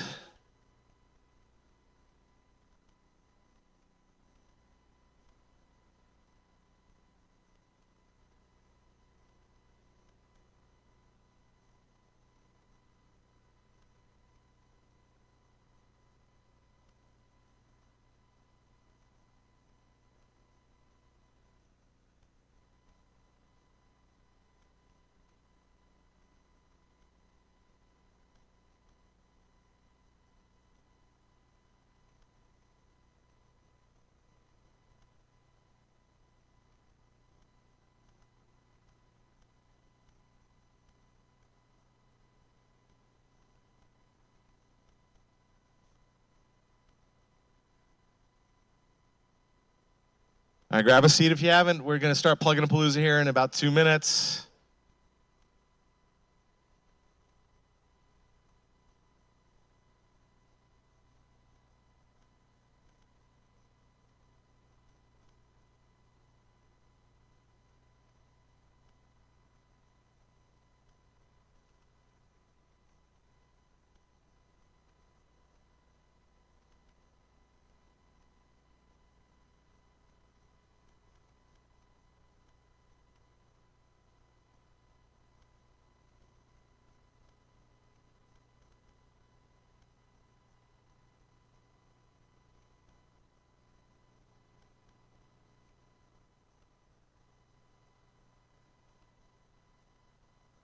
Okay, so let me explain the rest of the afternoon here. We're going to have Plug in a Palooza right here for about the next 70, 80 minutes, maybe 90, depending on how much Alex just babbles. And then right after this, we're going to have quick closing remarks and roll right into our Sunday social, which is being set up right behind you. So we're going to have food and drink right behind you, right after we finish Plug in a Palooza. Make sense? I am really excited. This is my favorite event at our WordCamp. This has become our tradition. It's become the way we cap off WordCamp Orange County. And this is our 5th annual Plug in a Palooza. We've done this now 5 times. And the way this came about is we wanted something special. And we wanted something where we could give back to the community, right? Give some code, give some plugins, but make it fun. And that's where this idea stemmed from. And we just tried it one year, 5 years ago, and it worked. And it's grown from there. And so this is so much fun. I cannot wait for this afternoon. I'm like a kid in a candy store. Excited. Okay, great. Now, before I get into Plug in Palooza, I have to start with an apology. 2 of them, actually. One, I have to apologize to Steve's Clippers for flaming out and losing. I'm really sorry. I'm not really sorry. Number 2, I realize that there are some people who may have red-green color blindness, and it may be horrifying because you're looking at like a floating head based on the pattern of my shirt. For that, I am also very sorry. So, Plug in Palooza is a feature event here at WordCamp Orange County. It's where we get teams of developers. They get together, they write some code, they lock themselves in a room, they write suggestive, sometimes questionable commit messages to their code. And many times they create awesome solutions. Sometimes they're not so awesome, but they're awesome in their own way. So this year we started with 10 different competitors. But this thing's a meat grinder, y'all. This is not for the faint of heart. From that group of 10, we are now down to a field of 6. Ooh. 6 competitors are here today to share what they've built with each and every one of you. Courtney. So what I'm going to do is I'm going to go over some of the rules and then what the prizes are. So the rules are posted behind me and above me, but teams can be 1 to 3 participants with a max of 10 teams competing in the competition. Each participant can be only on one team at a time, and each team must build their own plugin. And the plugin must, of course, be GPL compliant. And existing plugins are ineligible. And the plugins had to be built between January 11th and March 22nd. So that's not a lot of time to custom build something awesome. And the plugins have to be sent to the repo for review by March 22nd, with plugins accepted no later than April 13th. So for those of you still working on your code and sending commits, man, you guys are brave.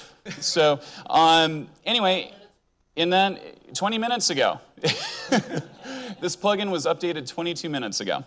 And let's see, and each competitor will have 5 minutes to demonstrate their plugin for you all. And then after that, after all the contestants have presented their plugins, our team of amazing judges, who I'll introduce in just a moment, they will deliberate for 15 minutes, and then they'll pick the winners, and we'll subsequently roast everyone who's competed. So egos will be trashed, code will be seen. So with that, our prizes are generously donated by Sakuri. So let's give a round of applause for our sponsor.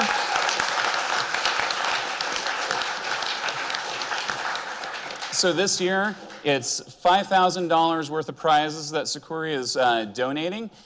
And the first 2 prizes get a Sakuri VIP license, and with first prize getting $3,000.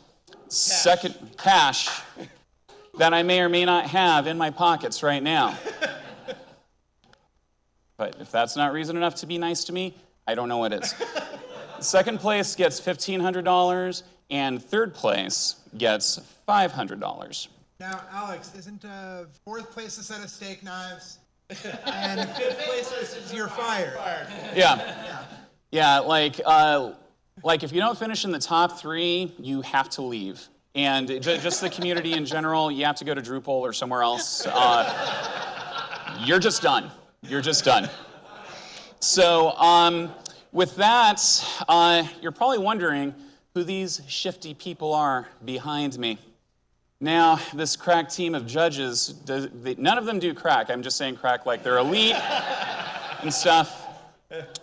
But these are amazingly talented judges, and they're going to be judging each of the plugins based on plugin idea, plugin UX, UI, code quality, and the marketing of the plugin page.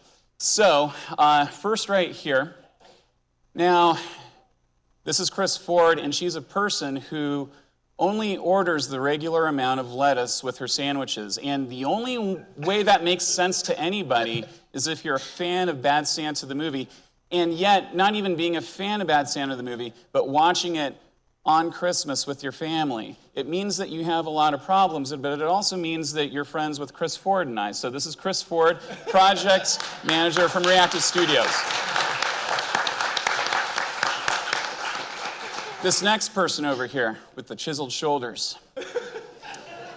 This guy tweets maybe a few times a week on Twitter. He's always telling people to save more money, write better code, do better things. I feel like he's my mom on Twitter. And he's also co-founder of AppPresser, Scott Bollinger.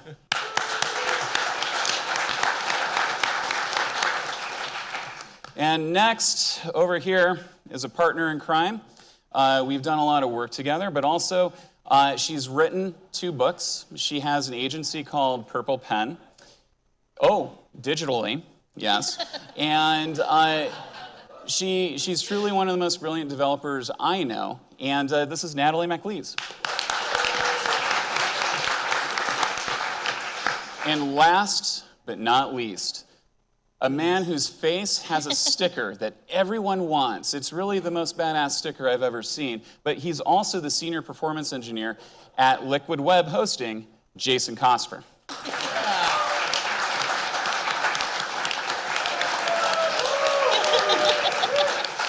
So let's give one more round of applause to the judges for all the time they took to review all the plugins 2 minutes ago. So now, are all of my contestants here in the room right now? I want to see 6 hands raised. 1, 2, 3, 4, 5. Okay, I can't add, but they're back there. Okay, I see people back there. All right, so as I mentioned earlier, each contestant has 5 minutes to basically show what they got, to show their chops with this plugin. So, the first person up is... His name is Andy Fragan, and his plugin is WP Debugging. Give it up.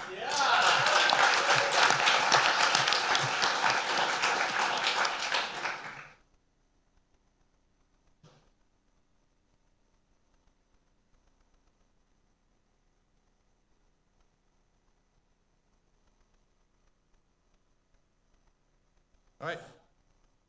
You're up. Cool. Who here debugs websites? Cool, this is for you. Who here doesn't debug websites? Sorry. If you're debugging a website, some of the things you have to add to your WP config file are certain defines. WP debug true.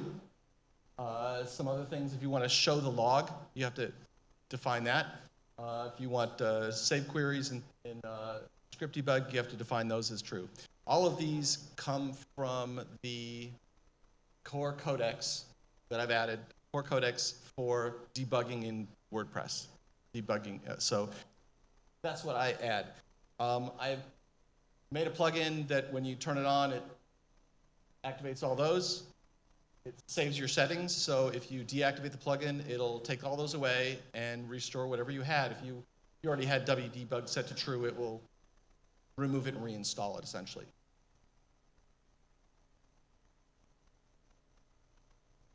This is what the settings page looked like. You just turn it on, this is what you'd get. It shows you what settings it has saved, what defines it is defined. You can turn wdebug off if you want. You can set the debug display to false if you want. The default value for setting the WP debug display is true, so if you normally have WP debug set and there's an error on the site, your users will see an error. So if you're running this in production, leave it unchecked. There is at an issue request, someone asked, hey, can you add a filter in there so I can add my own defines to it? And so, yes, there's a filter in there. If you set up something like that for a filter hook, you can add your own defines to the debug. They will obviously be shut off if you stop your filter or if you turn off the plugin. And what that looks like in your WP config file is that. So for those previous settings, for that function and those previous settings, you'll get all those things added to your WP debug file. And if you are running on WordPress 5.2 or Trunk, WordPress 5.2 next week when it gets released, or Trunk, there's an extra little setting there so you can turn off the debug fatal error handler so that you will, instead of getting kicked into the fatal error recovery mode, if you're debugging a site, you just turn it off and you'll see the normal PHP fatals and stuff. Yeah. And that's it. Woo!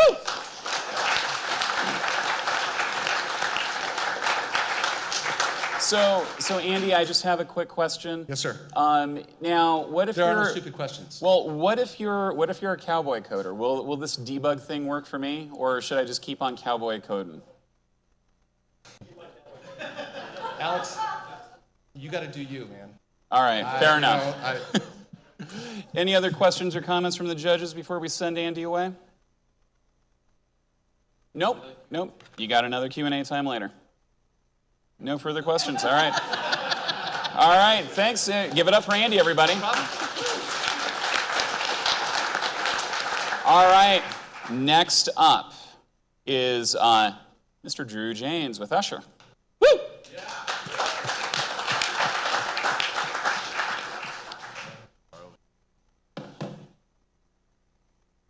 I might have to borrow his.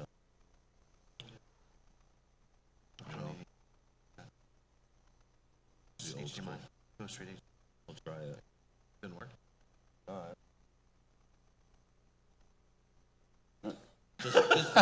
So I guess that's my cue to fill stuff. So as they get set up there, I have to tell you that I was very. Oh, that's it. No more fill time. I wanted to fill your times with bad stories. Thanks, Steve. Once again, dashing my hopes and dreams. So, all right, Drew, the floor is yours. Hello, everyone. Try that again. My plugin this year is called Usher. It adds Gmail-like keyboard shortcuts to the WordPress admin. And you get to it by typing question mark. And then it lists out all the keyboard shortcuts that you can use, like UP. Takes you to updates. Ooh. Or GP takes you to posts, or pages, I'm sorry, pages.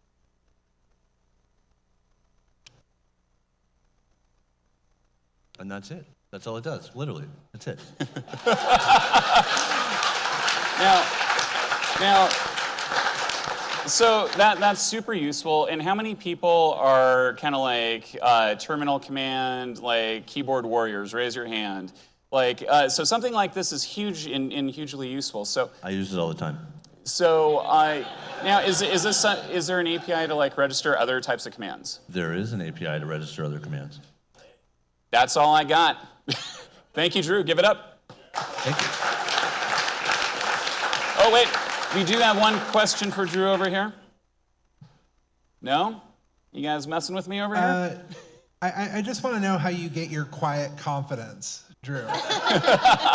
It's very disarming. I believe the crowd would agree. Born with it, buddy.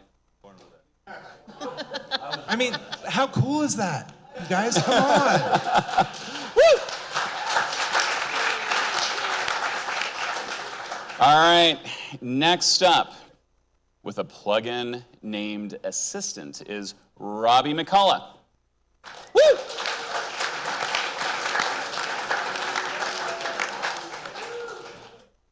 All right, everyone, I have to go talk to Steve for a moment. About to have a dad moment.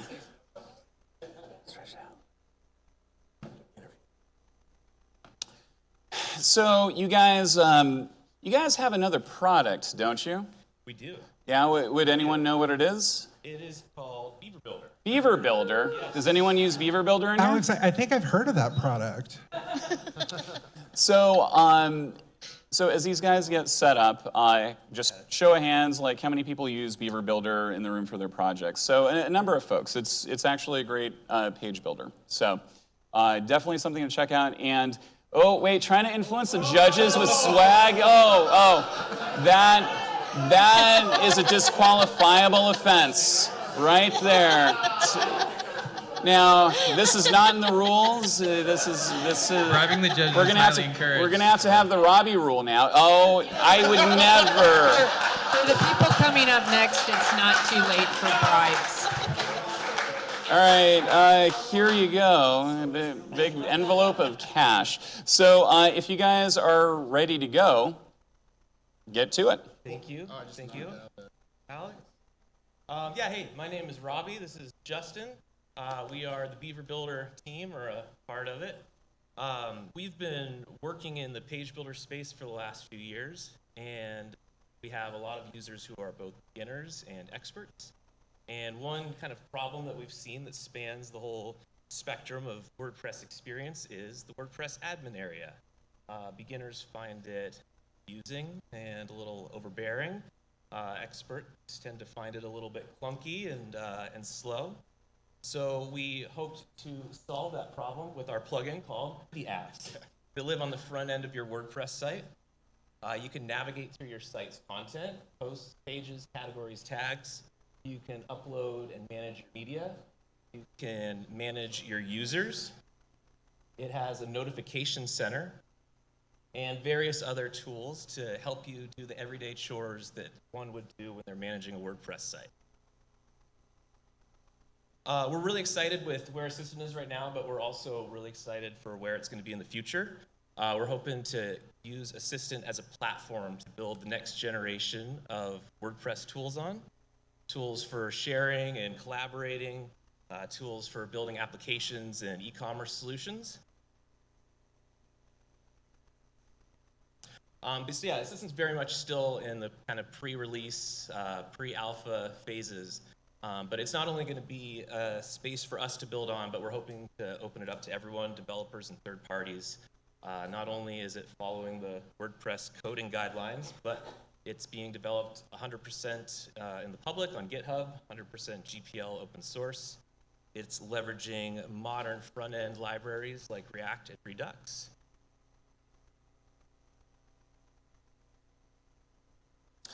And that's Assistant.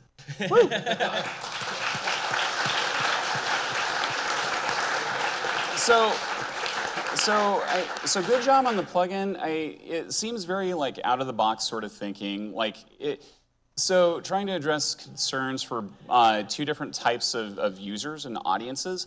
Like, what does that look like in terms of trying to visualize something like this? Are you doing vision boards or wireframing of any sort? Like, how did that process work? You know, good question. That you don't have an answer for. Great. You know, Steve over here told me we needed to pull more time, and these guys here. But no, as far as the discussion, how did this discussion evolve? We wanted to build a new product for WordPress. We've been in the page builder space. We wanted to kind of diversify. And we had a lot of ideas for things that we wanted to build. And this idea came about from trying to transition from idea land to actually building something. And we thought, instead of actually having to choose something to build, let's just build a platform that we can build things on top of, and at least that'll kind of get the gears. Yeah, churning. build something modular. Yeah, Absolutely. Yeah. So, any other comments from the judges before we send the guys back?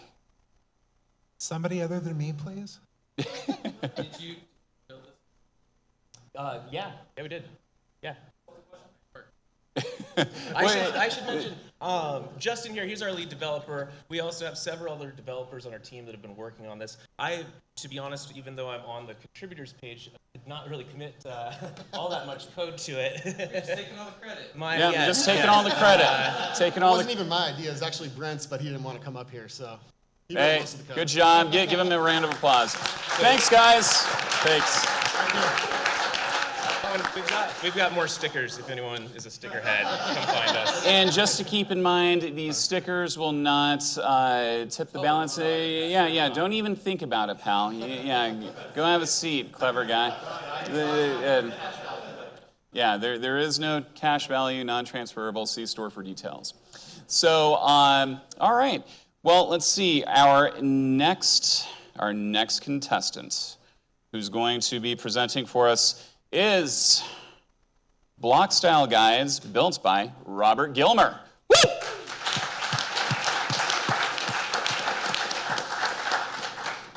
Another dad moment. I'm going to plug in really slowly to give you some. All right, so I've known Robert here for a number of years, and this is not his first rodeo, in fact. Now, Robert, how many plugin paloozas have you competed in? This is my fourth. This is your fourth. So he's been to the dance a number of times, and the storyline is he's going to wreck it today. He's going to kill it. So, I'm going to try. Are you ready to go? I am. You ready to go? All right. I am. Take it. So one of the big concerns that people are having about Gutenberg and starting to use the editor, one of the two big concerns is how is Gutenberg going to look on my theme? and how do I even use it? Now, my plugin addresses the first one directly and kind of indirectly addresses the second issue. Install the plugin. I don't know how well you guys can see this. We'll zoom in a bit. Install the plugin, and it shows you all the different custom post types that you have on your site. You got posts and pages, and it goes through the other ones, and it says, these ones support Gutenberg, these ones don't support Gutenberg. There's one of them that doesn't even have the content in it, so it's probably not going to display anything properly. But you say, hey, I want to see what Gutenberg looks like on pages. And I broke it down because your CSS on employees might be different. So maybe we want to see what Gutenberg blocks look like on employees as well. Save and generate posts. Posts generated successfully. Now, on my pages, instead of 0, I've got 12. Created 12 different pages. They're all, this is Gutenberg, and a number of different permutations on it. Here's a quote, quotes in large formats, pull quotes with a custom background. That color is badass, by the way. It's definitely blinding. It's blinding. It's BADA55, badass. Left align, pull quotes, et cetera, et cetera. So it gives you a nice layout of all the different built-in core WordPress Gutenberg blocks. And there are 11 pages because there's a lot of them, and there's a lot of different permutations. And in case you are in the mood to be rickrolled a little bit, because honestly, who isn't? Audio's not gonna work? All right, that's it. And this is kind of like irony right here, like the one time someone intentionally rickrolls himself and it doesn't work, so, for the audio. You were saying? Everybody can sing it. That, close enough. Oh. Everyone can sing, you know. So it shows off all the different permutations for this guy as well. Pretty much everything in the plugin is filterable, so if you don't want to rickroll your clients, you don't have to. You can put in any YouTube video. And the final part of this is it lets people tool around in the back end. Now they've got a slate that they can see, okay. I'm going to zoom out a bit because Gutenberg didn't like being zoomed in. Okay, this is cool. I can take a look at this and see this is blocks, this is documents. I'm going to play around with this. Here's a canvas for me to tinker around on. Final thing is, on this page you saw employees doesn't support Gutenberg content. But the cool thing is, even though it doesn't support it, it still displays it properly. So you can, let's do paragraph. So you can see what Gutenberg will look like on all your different custom post types. Even if they don't support Gutenberg yet, in the future they'll support Gutenberg, and this is what it'll look like. Cool? Awesome.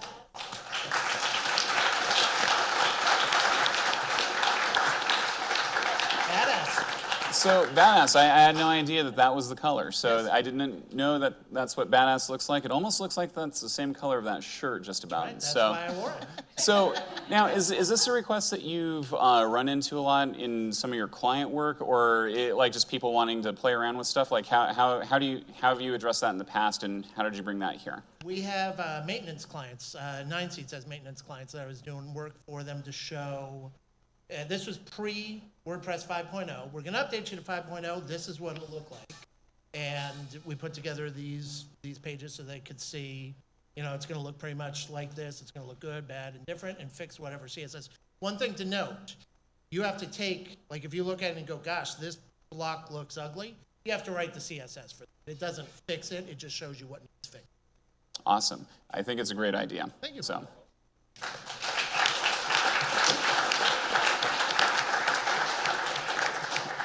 Up next,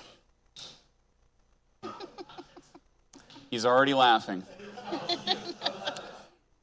Yeah, Steve is trying to signal you. And up next, with a plugin called Fake Block, is Thomas Patrick Levy. Give it up, everybody.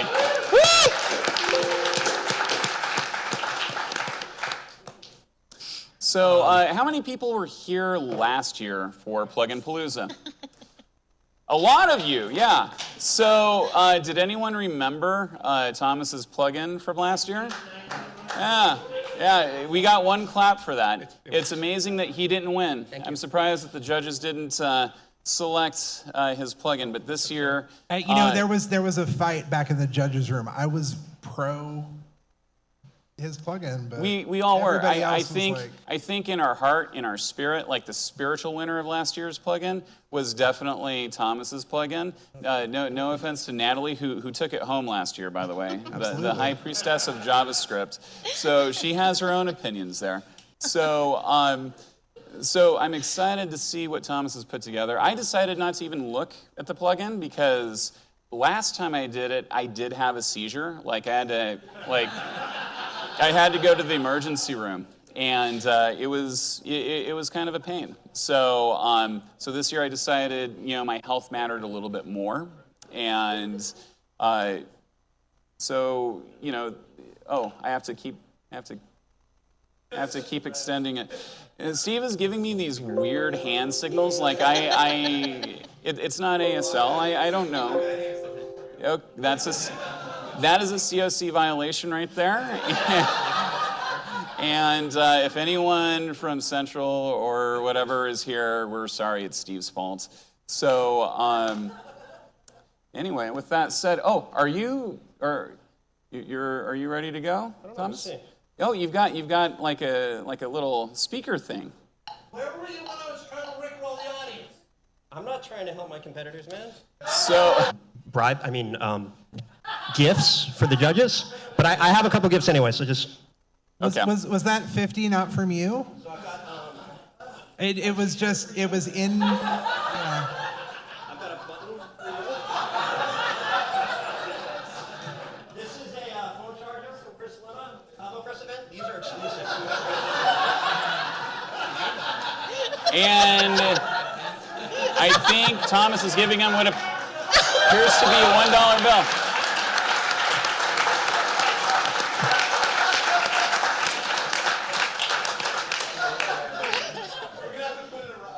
There's a lot of rules we're going to have to put in place. Gifts. Yeah. Gifts. So speaking of gifts, you have a gift for us in the form of a plugin entry. Okay, sorry, this is about the plugin. My name is George Maharis. You might remember me from the banana stand on the pier. So my team and I at FakeBlock have created a security plugin called FakeBlock. It's also anti-piracy if you guys are into protecting your content. It's maybe akin to a maintenance mode plugin. So everybody knows you're developing a website. Man, I'm not even as tall as you, and I'm like bending over here. So good for posture. I'll just get like an active stance, like I'm about to sprint. We need to install one of those password protection plugins. But the problem with passwords is that passwords can be hacked by robots with brute force attempts and dictionary attacks and things like that. So at FakeBlock, we've developed a unique maintenance mode plugin that requires you to keep time on a metronome in order to unblock the website. So we're going to try a live demo here. I used to play the drums, so I should be able to do this. But I'm also not a very good developer, so this might not work.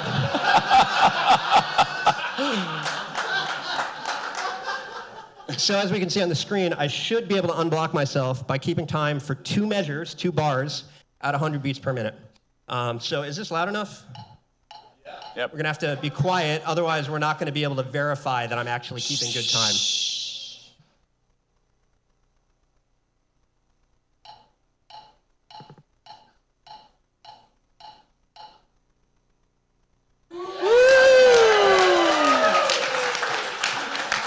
Wait, now, I'm not really good at math, but something seems off about this. Let's try it again.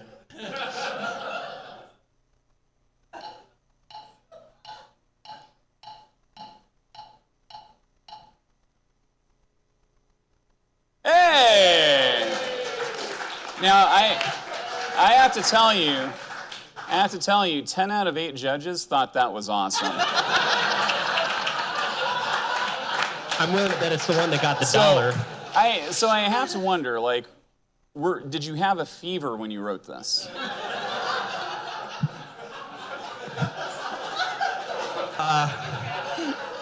If I'm being really honest, I didn't want to write this.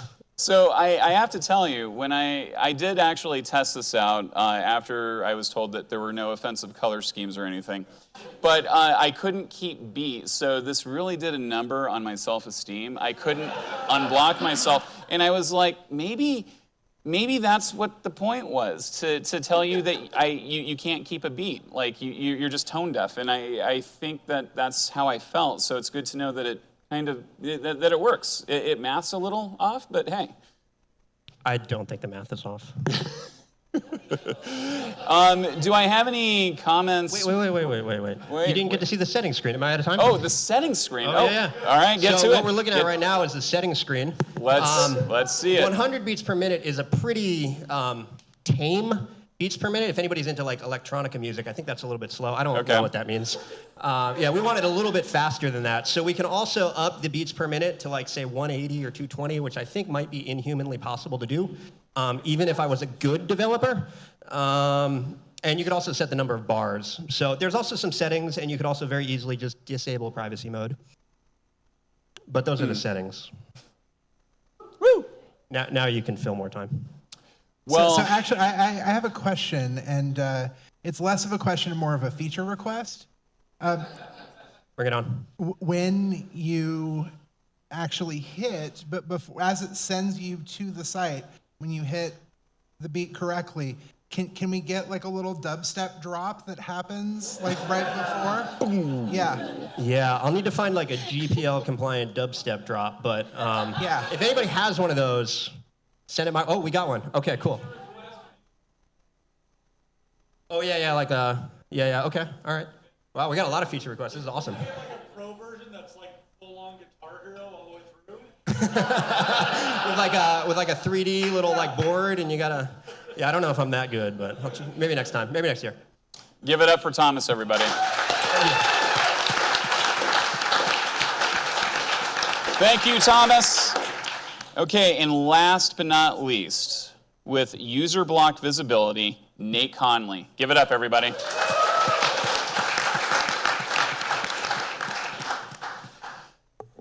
So, Alex. Oh yeah, a question for me? Can I help you fill some time? Yes, please. Well, Nate's setting up. So, Thomas, have you seen the movie Whiplash? Oh, it'd be perfect for that plugin. Because when I tried it, it doesn't give you any indication of the tempo ahead of time. It just says 3, 2, 1, go. It doesn't say like, here's 100 beats per minute, like ready, go. So it reminds me of that scene where he's like, not quite my tempo. You guys remember that? Did you see that? Oh yeah. That's what it should say if you get it wrong. Not quite my tempo. Oh, is it? Oh, okay. But I believe in like hard mode games, so I'm not going to give you any. Yeah. You gotta fail a couple times to get better. All right. Hey, Thomas. Yeah. Thomas, that'll be enough out of you. Okay, that's it. We're done. We're done. All right. So, Nate, are you ready to go? Yeah. All right. Take it away. My plugin is called User Block Visibility, and it allows you to restrict visibility of block editor blocks by user role. It's just install it, activate it, no settings, nothing, but it does offer a developer API with plenty of hooks if you want to add custom user roles, maybe membership plugin. And it adds a small settings screen allowing you to hide your block from certain users. So user not logged in, user logged in, and all of the user roles that WordPress detects. So this block should be hidden from administrators. And this list block should be hidden from both users that are not logged in and subscribers. You just click update. And then as an administrator, your block that's supposed to be hidden from administrators is now gone. I switch over to a subscriber user, hit a refresh, and that list block will now be hidden from users that are subscribers or not logged in. And that's my plugin. Woo!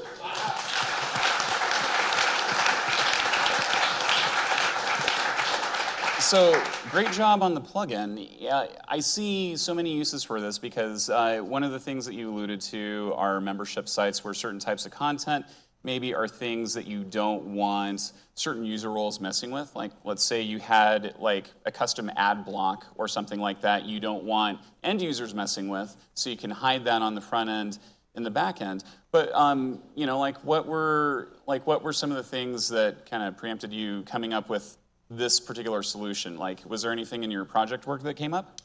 We were doing some sort of client work where we were restricting actually Beaver Builder modules and Beaver Builder rows, and I thought it'd be really useful to be able to do some of this stuff in Gutenberg as well, because you know sometimes you're going to be using just the standard editor and open it up to everybody.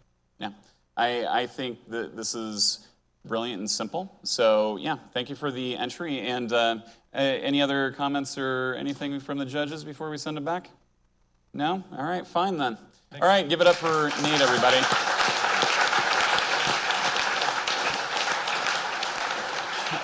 All right, everybody. So now this is the part where Steve is going to do that weird like hand motion where I have to fill time, but also, shut up, Steve. But also, now is when we take we take the judges, we put them in a refrigerator for 15 minutes. Oh, the judges get to ask questions? All right, fine. Judges. So, do you? All right, judges. So he's messing up my format here. You know what? I'm never talking to you again. So, so judges, do we have any questions or comments before we go back to the room to make our final decision? All right. So who wants to start with? Let's see. Any comments for Andy Fragan's WP debugger? It had a great UI. I liked that it had dependencies, and I don't debug a lot of sites. I don't have those installed, and just having them come in really easily, it was really easy to understand how to use, even for someone who may not use the plugin, if that makes sense. Like, just the user experience was really good on it for me. Yeah, it's super cool. It's very useful plugin. I would definitely have that like for the clients or customers. 2 questions. So if WP CLI is not installed, does it still work? If WP CLI is not installed, does it still work?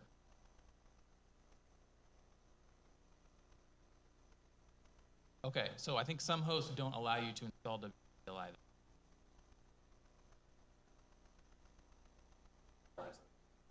Oh, okay. Cool. Okay, so other question. There's a filter to add defines. So correct me if I'm wrong, but isn't the whole point of putting defines in WP config so that they run early, and then if you run it through a filter, it's going to run later?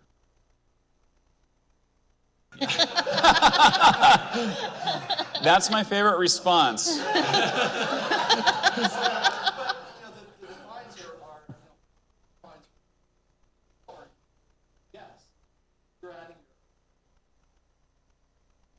Right, but so the filters, you don't need a filter for that. Your code and Yeah, your yeah. plugins. Yeah. That, if you're adding defines for other things that are going to work on your code and your plugins, so as long as it registers the defines in a high enough priority from where you, as the developer, have added them, Yeah, it it's just should pick up. semantics. You could just put the define in a filter, but it doesn't not be. Thank you. You're welcome. All right. So let's see. Any other feedback from the rest of the judges? I mean, as always, Andy, you write nice, clean, well thought out code.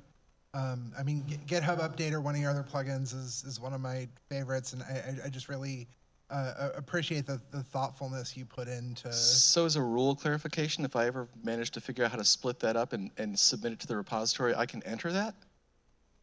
No. Nice try. Hey, just thought I'd ask, right? What if he bribes Steve? Yes. Maybe.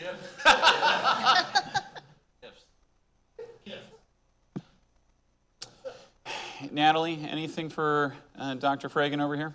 No, it was no JavaScript for me to look at. Accessibility was good, and it seems like a very useful and helpful plugin. Okay, awesome. Thank you very much. All right, so next up we have Drew Jane's Usher plugin. So what are some what's some feedback we have for that? I loved it. I liked how simple it was. I liked that it was functionality people are actually going to use. And what I really appreciated was that you added a way for people to add their own keyboard shortcuts. Really Yeah, ditto. I really liked it. I love using keyboard shortcuts. I like the bow tie logo. This is not fair of me to tell you, but what I would really like is if there was something like Alfred, which was just a little search bar, and I could type in page names, and it would just, instead of memorizing shortcuts. Dave Thompson wrote one about 4 years ago. It's called WP Butler. Okay, And it's cool. in the repo. Okay, well, I'll check that one out then. But I know it's not fair. I know it's not fair to say that because it was 2 months. So you did a great job. Yeah, JavaScript was pretty good. Accessibility was pretty good. The plugin page was in good shape, and definitely something I would use. Yeah, and the code was clean. There were, some little formatting things that are just it's the way. Oh, don't get cut off. Hey, Jason, we're gonna need you to wrap it up, buddy. I'm kidding. I'm kidding. No. If Steve's giving me the cutoff, that's fine. But Drew, come on, man. No, but I mean, but it's all little stuff when you run through, PHPCS and are checking just little the spacing is a little weird here, but it's all minor stuff. Really, I mean, you're a core contributor. I realize you can take it. So I can do better. I'll do better. You still did very good. All right, give it up. All right, next up, we've got assistant by Robbie McCullough and team. The user interface is great. I love the drag and drop media thing. I think that was super slick and super useful. I'm probably going to install it on my own personal site and use it. So I liked it. You guys do good work. Great job, guys. I loved it. Few things. So when I first installed it, I fired it up, and I know this is alpha, so I know you guys are going awesome places with it. But I fired it up, and I was like, this is not useful to me. But okay, so I know you guys are Beaver Builder. So then I fired it up with Beaver Builder, and I'm like, oh, now I get it, because it's awesome with Beaver Builder because you're already on the front end editing. But if it's without Beaver Builder, then all it is basically links to the back end. Or you could start some posts and then go edit them in the back end. So it created a bit of tension between the UI that you guys created, which was awesome and React and single page app type thing, which I love. But then you go to the WordPress admin and then there's this tension. It's these are these two different things. You're it seems like it wanted to be WordPress, but it's not there yet. It wanted to take over the admin, which I think is kind of where you guys are heading. So since it's just an alpha, I mean, I'm just picking, thing I feel picking it apart. But I mean, it's awesome. So appreciate that. Thanks, Okay, Scott. I have to be the mean one. Sorry. She's always mean to me, so this is refreshing to see her be mean to somebody else. So as is pretty common with a lot of single-page React apps, the accessibility is pretty bad. The icon-only navigation is a little confusing, and it has a learning curve for users. Some of the icons are duplicates of the dash icons on the back end, and they're not the same, so that's a little confusing. Many of the elements on the page can't receive keyboard focus, so somebody who can't use a mouse would have no way of getting to anything. And then I think it also needs a skip link, just like the admin bar has a skip link when it's opened. I think it would make sense because otherwise it's kind of tough to get to keyboard only. And then there's some issues around Redux and screen readers with updating somebody who can't see the screen about what's going on when Redux changes routes. Yeah, I'm going to speak up on that one real fast. Hi, I'm Brent, by the way. What you just said, totally aware of all of those things. We are very much in a learning place for our Alley efforts, but we're very interested in all of those efforts.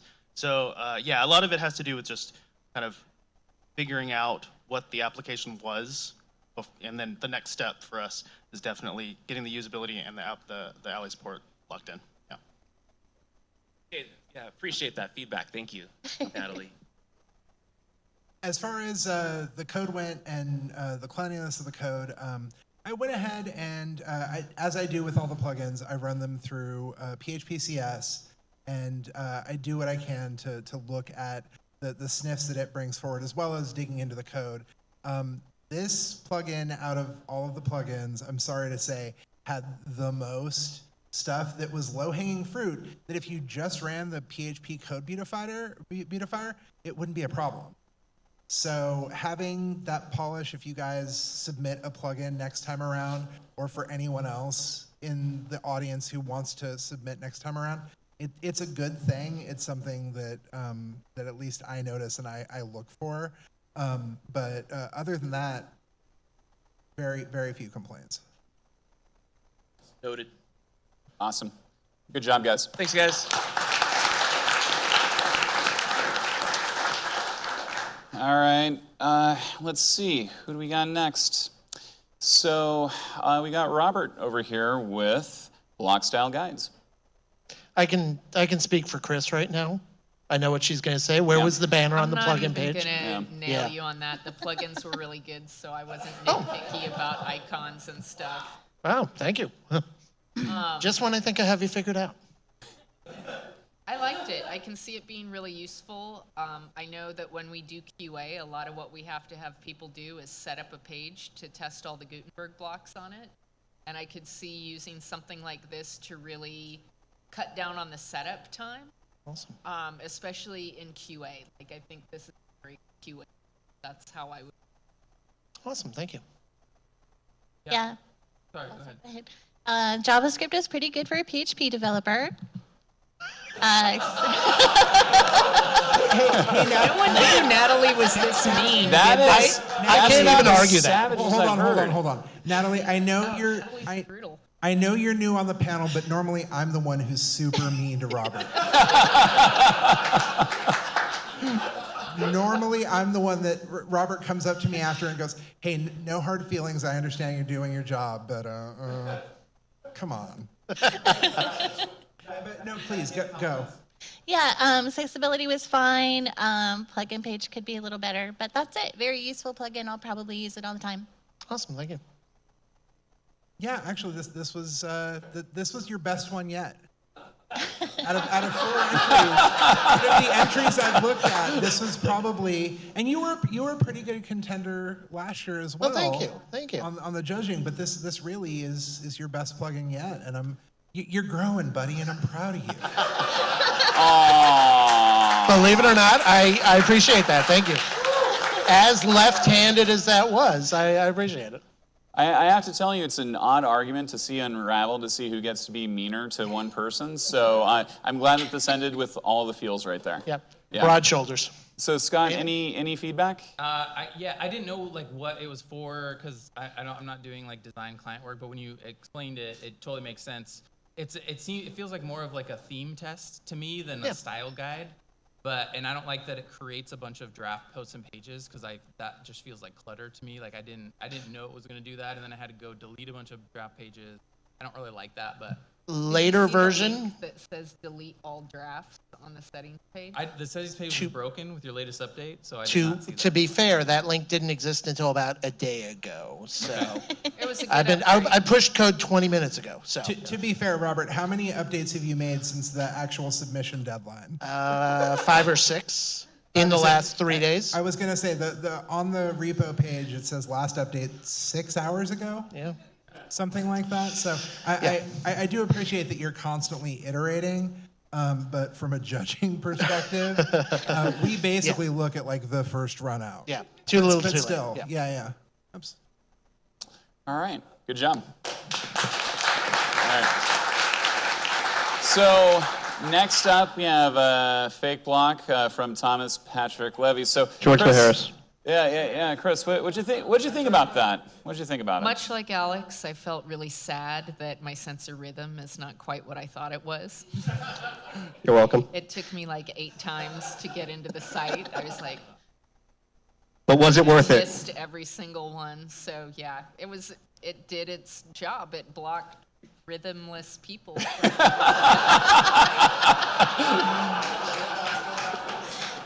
People who dance like Elaine from Seinfeld cannot access websites with fake block. That's what we've determined. Scott. I'd agree. I mean, I was a music major and I couldn't barely get in after like multiple tries. So, yeah, it was a bit depressing, but it's a great way if you want never want anyone to be able to see your website. It's a great way.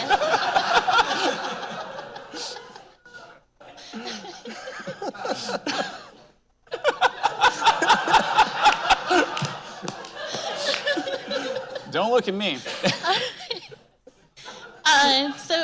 Your fake wood background took over my theme even when I didn't have the blocking mode turned on.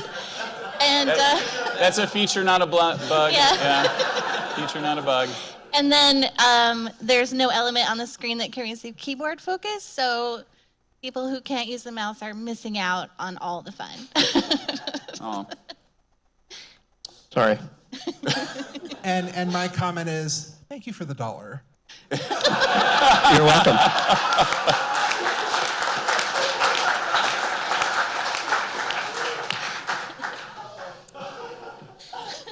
Give me that.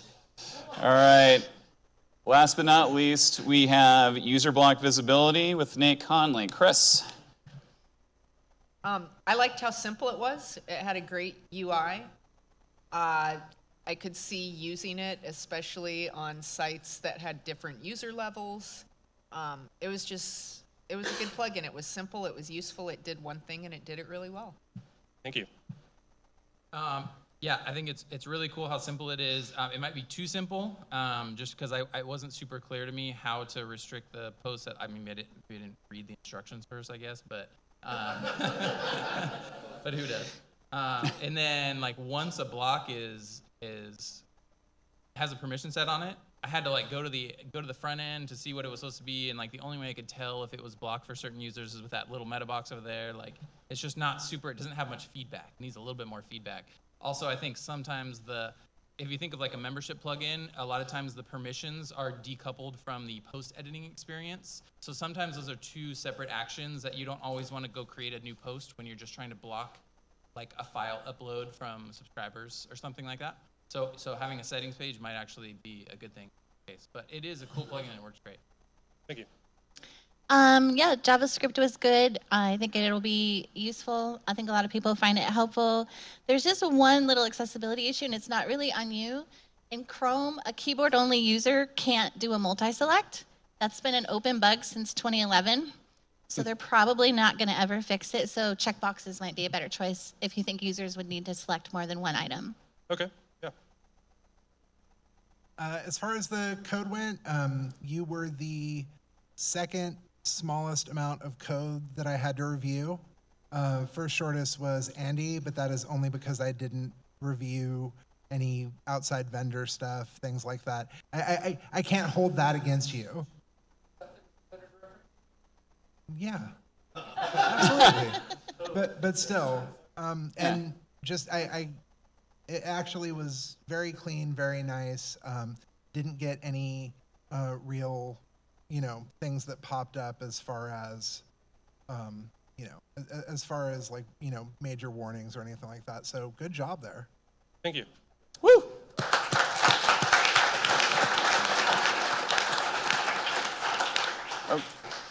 All right, so this is the point of the program where, again, Steve gives me really odd hand gestures, and we take the judges, we put them in the back corner, because we're going to put Baby in a corner while they deliberate for the next 15 minutes, and decide who our winners are this year. So, all right, judges, get on back there. Woo!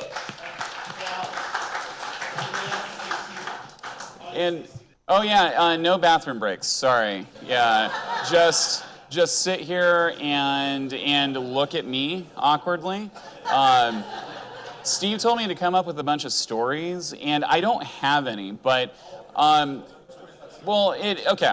So I do have one story. How many people went to, get out of here. So, how many people went to karaoke last night? Yeah, okay. Yeah, I feel like there was more than that, but whatever. Some of you may not remember because, you had too much fun. But after I did my song, Puff the Magic Dragon, which I thought went over nicely, like 2 people clapped, someone came up to me and they said, hey, has anyone told you you look like Chris Pratt?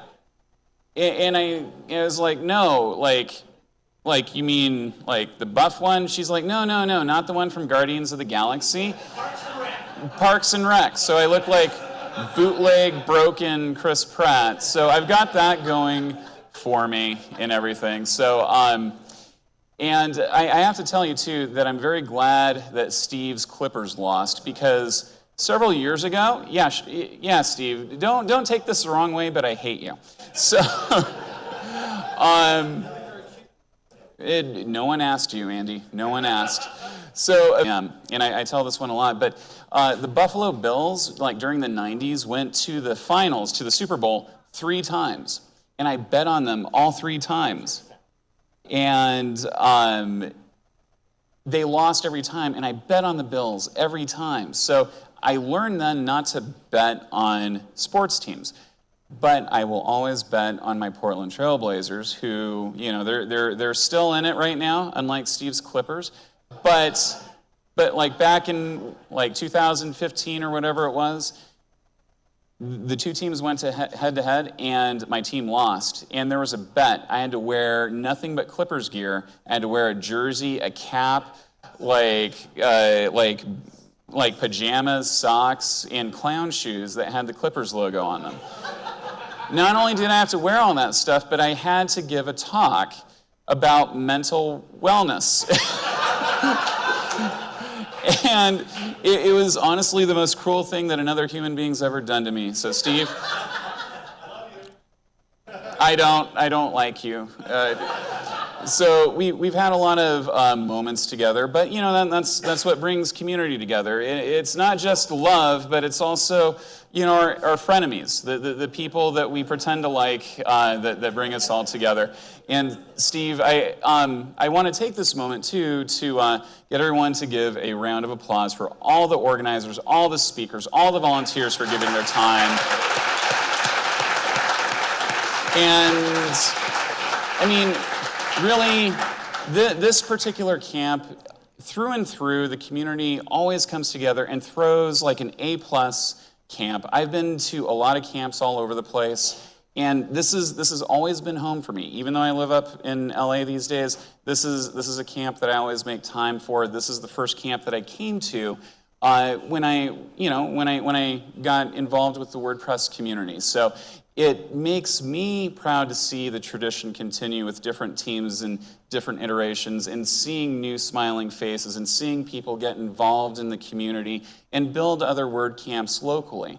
And that's one thing that I really want to drive home too, because I see faces who have been new to the community, people who have been getting involved and creating community wherever they are. And that's like one of the big sells of WordPress that no one really talks about that much. But all of the good feelings that you get from this event, everything that you take with you from this event, remember, it doesn't stop here. It goes back with you as long as you do something with it. So even though there's going to be some judges coming back judging people and stuff, which is not cool, the thing that I want you all to take with you is that what we have right here goes with you. So do something with it. And that was actually really good, Alex. Good job. I did that on the fly.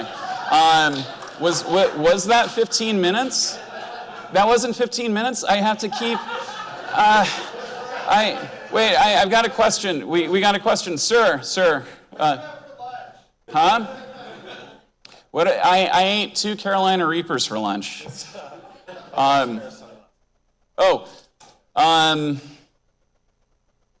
So somebody with a smaller head than me lost a pair of these. If these are yours, please come to the front and claim them. Burt Macklin.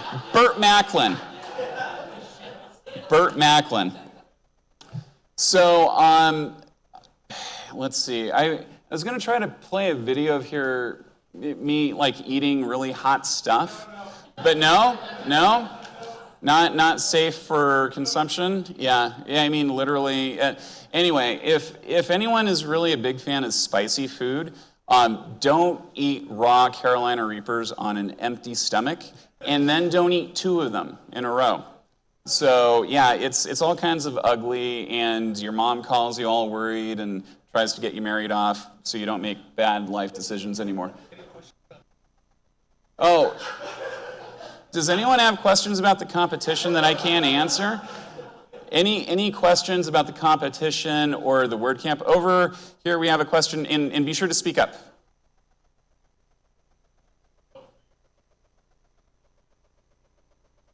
Yeah.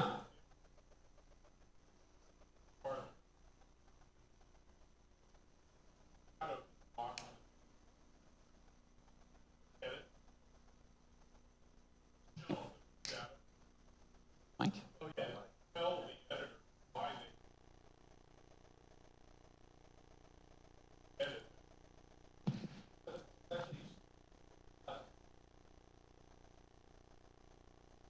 The plugin blocks visibility, not actually the editability of the block. Yeah, so front end, not an actual editor of the post. Any other questions, comments, complaints, critiques, or criticisms you can send to Steve Zengut, care of me. Oh, thank you very much. I had a mustache a couple years ago, and it was met with a lot of hostility. Thank you for that. So yeah, that was something. Any other questions for any of our contestants?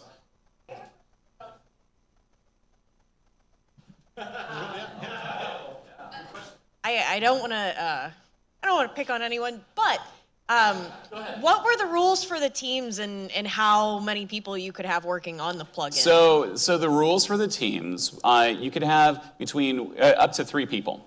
Okay, like committed to the plugin kind of thing, or? Well, I'll leave that one up to Steve. Well, like the Beaver Builder guys said that they had more people that helped with the plugin on top of it, which I think is fantastic being in an open source community. So how do you decide? So that's a great, actually I'll field this question. So it's a great question because it's actually come up more than once, right? So Beaver Builder team, how many people actually worked on the development of the plugin?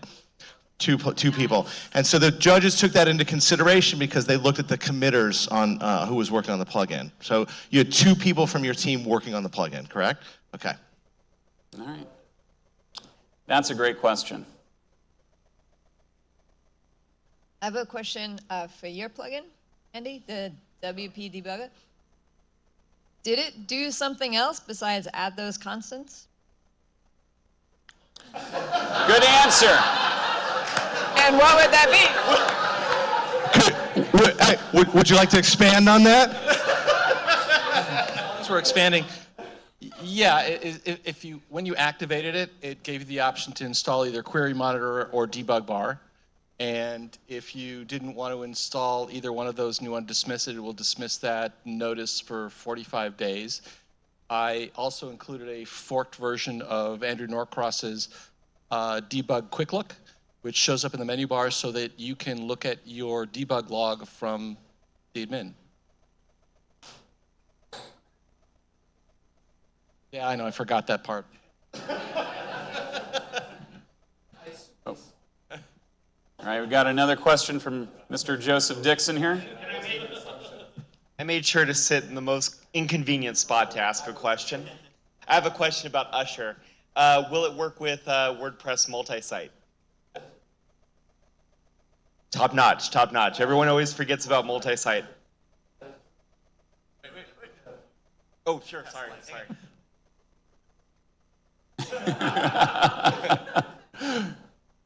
If multi-site is turned on and you're a network admin, there's a network admin keyboard shortcut in the pop-up.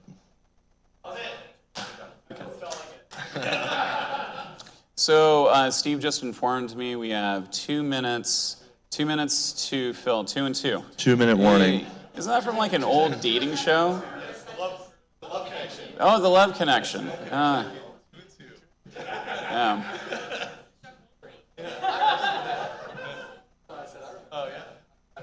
Any other questions or comments? Way in the back, we got Leo with a question. We all know that last year, 1990-95 really won Plugin Palooza, but didn't really win. Spiritual winner. So my question is for Thomas. Do you plan next year to release a Gutenberg version? And what new features can we expect with that along the way? Okay, hold your answer, Thomas. I'm not saying that name.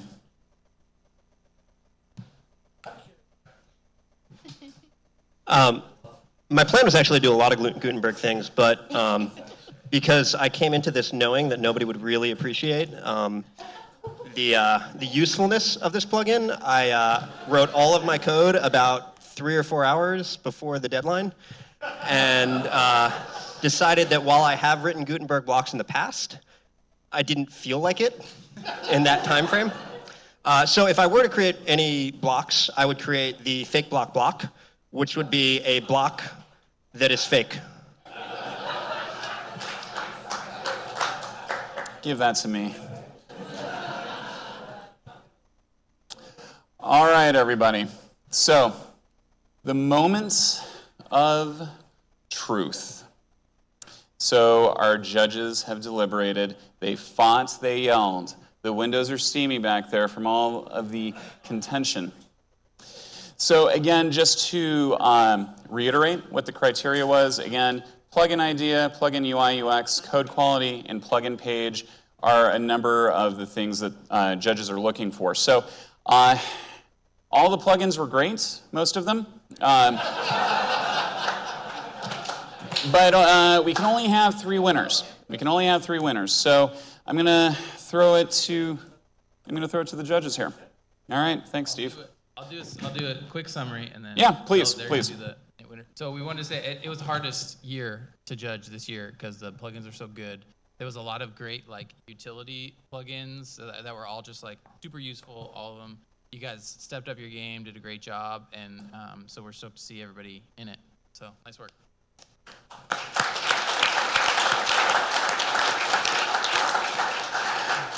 So third place is $500, and Drew and Usher. Woo!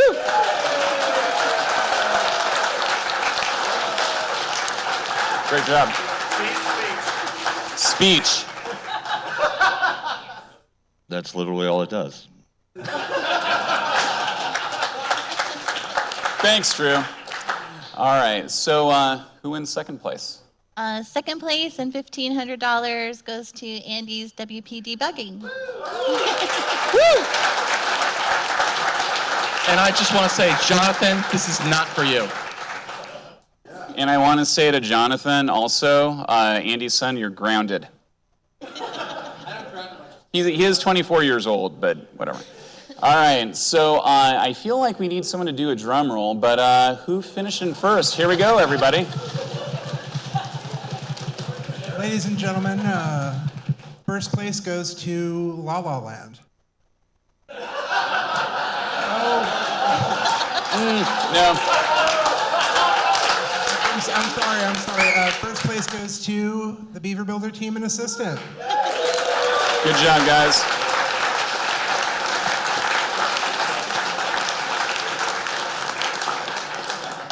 All right, bring it on up, guys.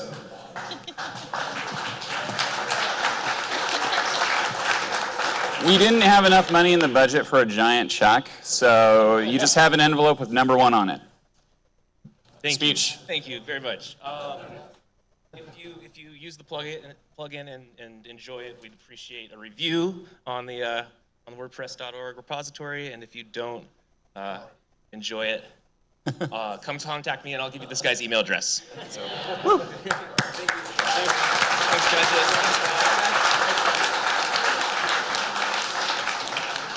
All right, thank you again to our wonderful judges. Give it up.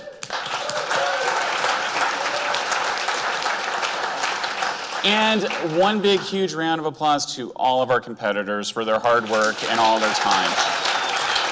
And to Alex for emceeing. So everything after this is completely improvised because Steve didn't give me a program, so he didn't tell me what I was supposed to say next. Like, there's stuff back there, man. We'll get there. But you know what? A big round of applause for Alex Vasquez. And now get out. Well, then I'll take over. Yay! Well, give a big applause to everybody here, worked, participated, volunteered, and first-timers. Welcome to the greatest WordCamp ever.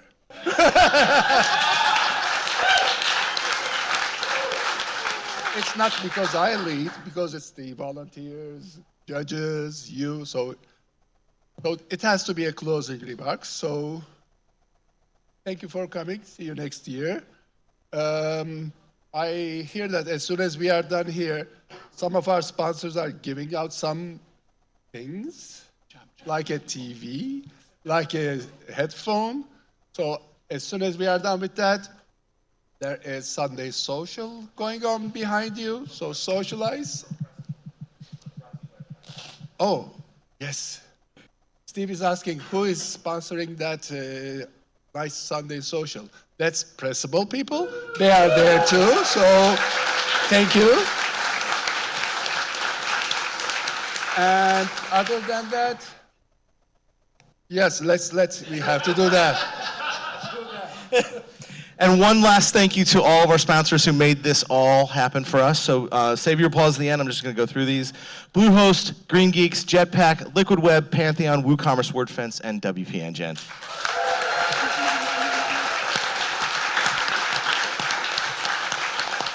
And with that, the Olympics, or not, the WordCamp is officially closed. So who wants to give the TV out? Here she is. Okay. Right now. Oh, giveaways. Hi. Hi, everybody. Thank you so much for stopping by the Bluehost booth. It was wonderful talking to all of you. I compiled all of your tweets and email addresses into a random generator, and I have the winner right here, and some backups if they're not here. So the winner is from Twitter at Emily Castrance. Are you here? Is Emily here? She's not here. Okay, next on the list is TSMILIU213. Okay, awesome, congratulations.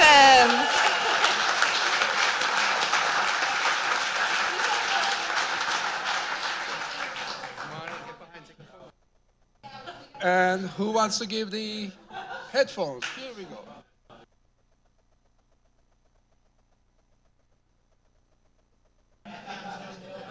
Oh, GoPro? Okay, so they are done. We have a GoPro now. Not me. All right. Hey, everybody. So we're giving away a GoPro 6. The winner, if she's here, is Amy Hall. She's not here, I was just told. Second to them is B. Greenwald. B. Greenwald email address. We're going to be here all day, folks. Third would be CCERDA0520. That's you! Yay!